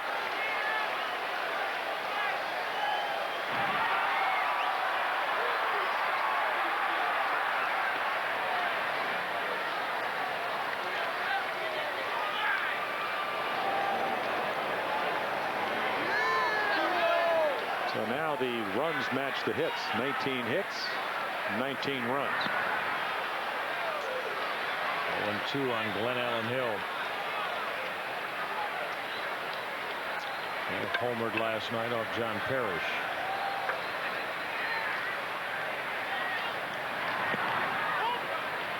And what's interesting is that when the Yankees are just going up there, digging in. I'm not suggesting to throw it, guys, but I mean, not any pitchers to move anybody off the plate tonight.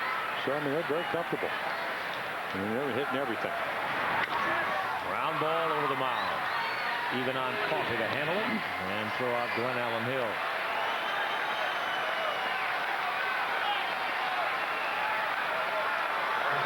Two down here in the 9th.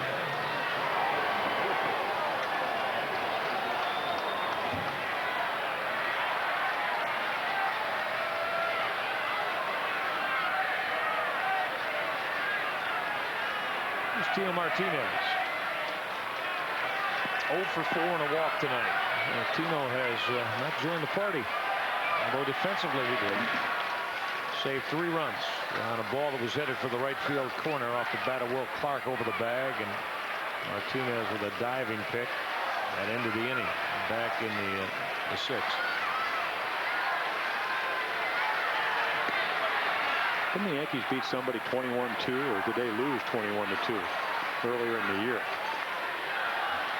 They were involved in it both ways. They lost one that way and then won one that way.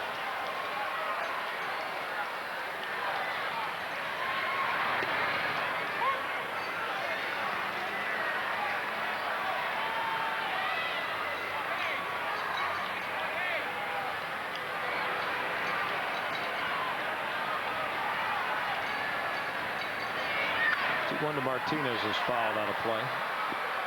Can't quite remember exactly, Jim. I think one might have been the Boston. Yeah, I think, yeah, they played the Red Sox. And I believe that the Red Sox actually lost to the Yankees 21-2. That's when they were going through that real bad spell.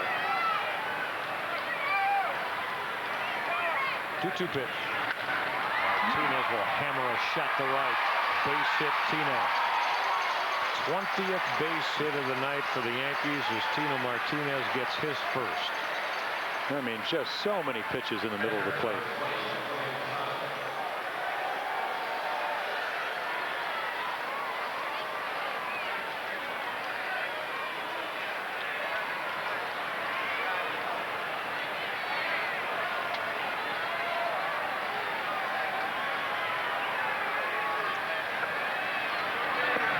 Posada 0 for 2 with 3 walks.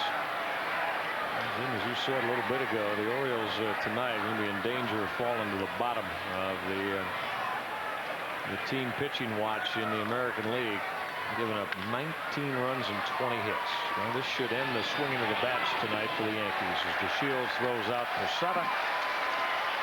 Bottom of the 9th is rolled around. Yanks get 2 more and lead it 19-1.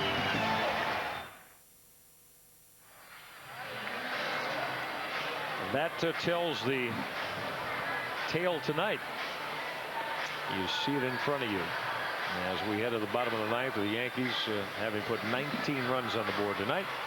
And now Joe Torre is going to give the baseball to a young left-hander to mop this one up. Randy Schultz, who is appearing in his 9th game of the year. Yeah, at Florida State University, we saw him pitch in New York, and pretty good numbers.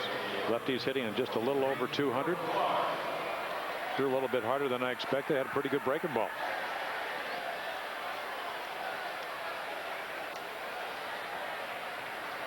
He's a young man. When they were hitting for interleague play, he said, I'm not going to bat. I'll never hit anyway, and I don't want to get hurt. And if he did, he probably wouldn't be able to pitch tonight. So here he is. And here is Will Clark as well. Will tonight 0 for 3, and again he was robbed of 3 runs driven in and a bases clearing double by the play made by Tino Martinez in the 6th. Schultz works the outside corner. Pretty nasty right there. You don't see too many lefties with that release point, and then right on the outside corner. Let him drop down. And you got a zoom ball, a little breaking ball also. And throws that fastball right by Wilbur. It's not about velocity. He's about 88, 89, but very difficult to pick up. 1-2 pitches popped up on the left side. Scott Brosius says he will and does for out number 1.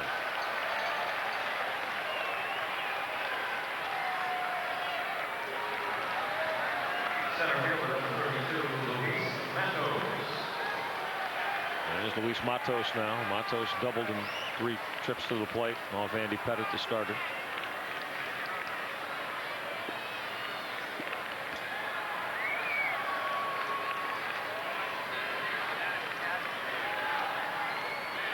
Four of the 6 base hits for Matos as a big leaguer for extra bases. 4 doubles. Harold Baines has grabbed his bat and made a move to the on-deck circle.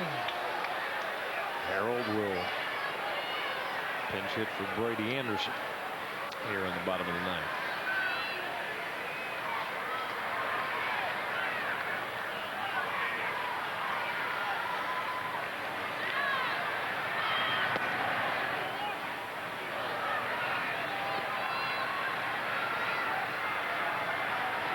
The O's are going to fall to 2-6 against the Yankees this year. After winning 1 of 3 in each of the first 2 series in New York. 2-1 on Matos.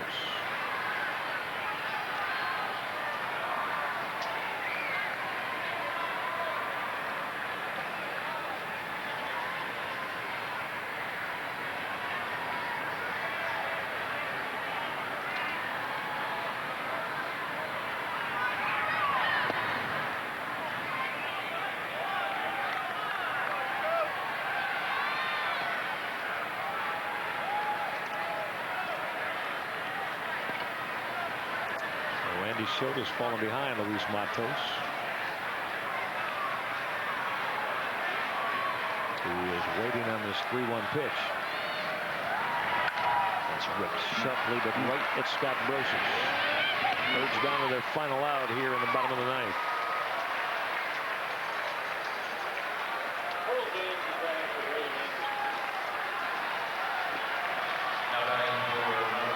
Well, good at bat, but he hits it at the wrong guy. Brosius, good third baseman, hits it 1 hop. Pulls it a little bit, probably another double.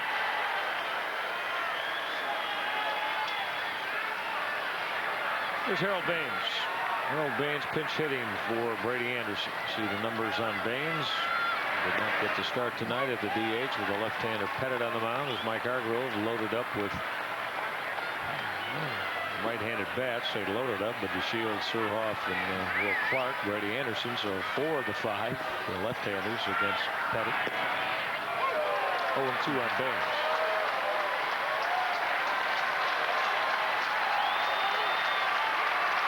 I'll tell you, tough to sit around and watch a 19-run outburst and try to hit those 2 pitches if you're Harold.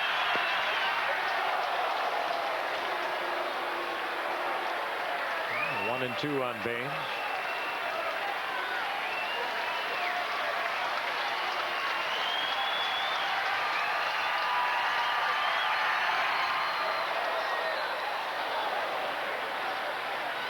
I'm not sure this is the true test for Harold, but Terry Crowley talking batting cages that finally this swing has come around.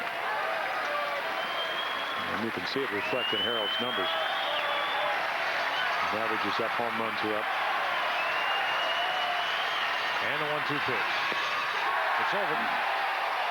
Schoch fans Baines, and the New York Yankees put the finishing touch on a huge 19-1 win over the Orioles as the Yankees go 11 games over the 500 mark. The Orioles fall 13 under. Our Dodge player of the game, Paul O'Neill.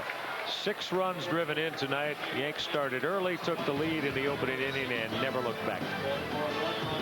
Orioles fall 19-1. Jim and I'll come back and tell you a little bit more here from the Yellow. All Yankees as they win the second of this 3-game series here at the Yard tonight. 19-1 the final. Andy Pettit cruises to his 10th win of the year. Now 11-2 lifetime against the Orioles and 7-0 here at Oriole Park. Scott Erickson the loser as he was hit hard early. The Chevy play of the game. This is a crowning blow. Jim was already over, but Bernie Williams then launched a grand slam homer. Yeah, it was over early. Chuck McElroy came in and really struggled. 6-run 7th inning for the Yankees to go along with a 3-run 3rd, 4-run 4th. And they added a couple of runs in the 6th, also the 9th, another one in the 8th. And anyway you add it up, the Orioles lose by 18, 19-1. We're right back to the Yard in a moment on the Orioles Television Network.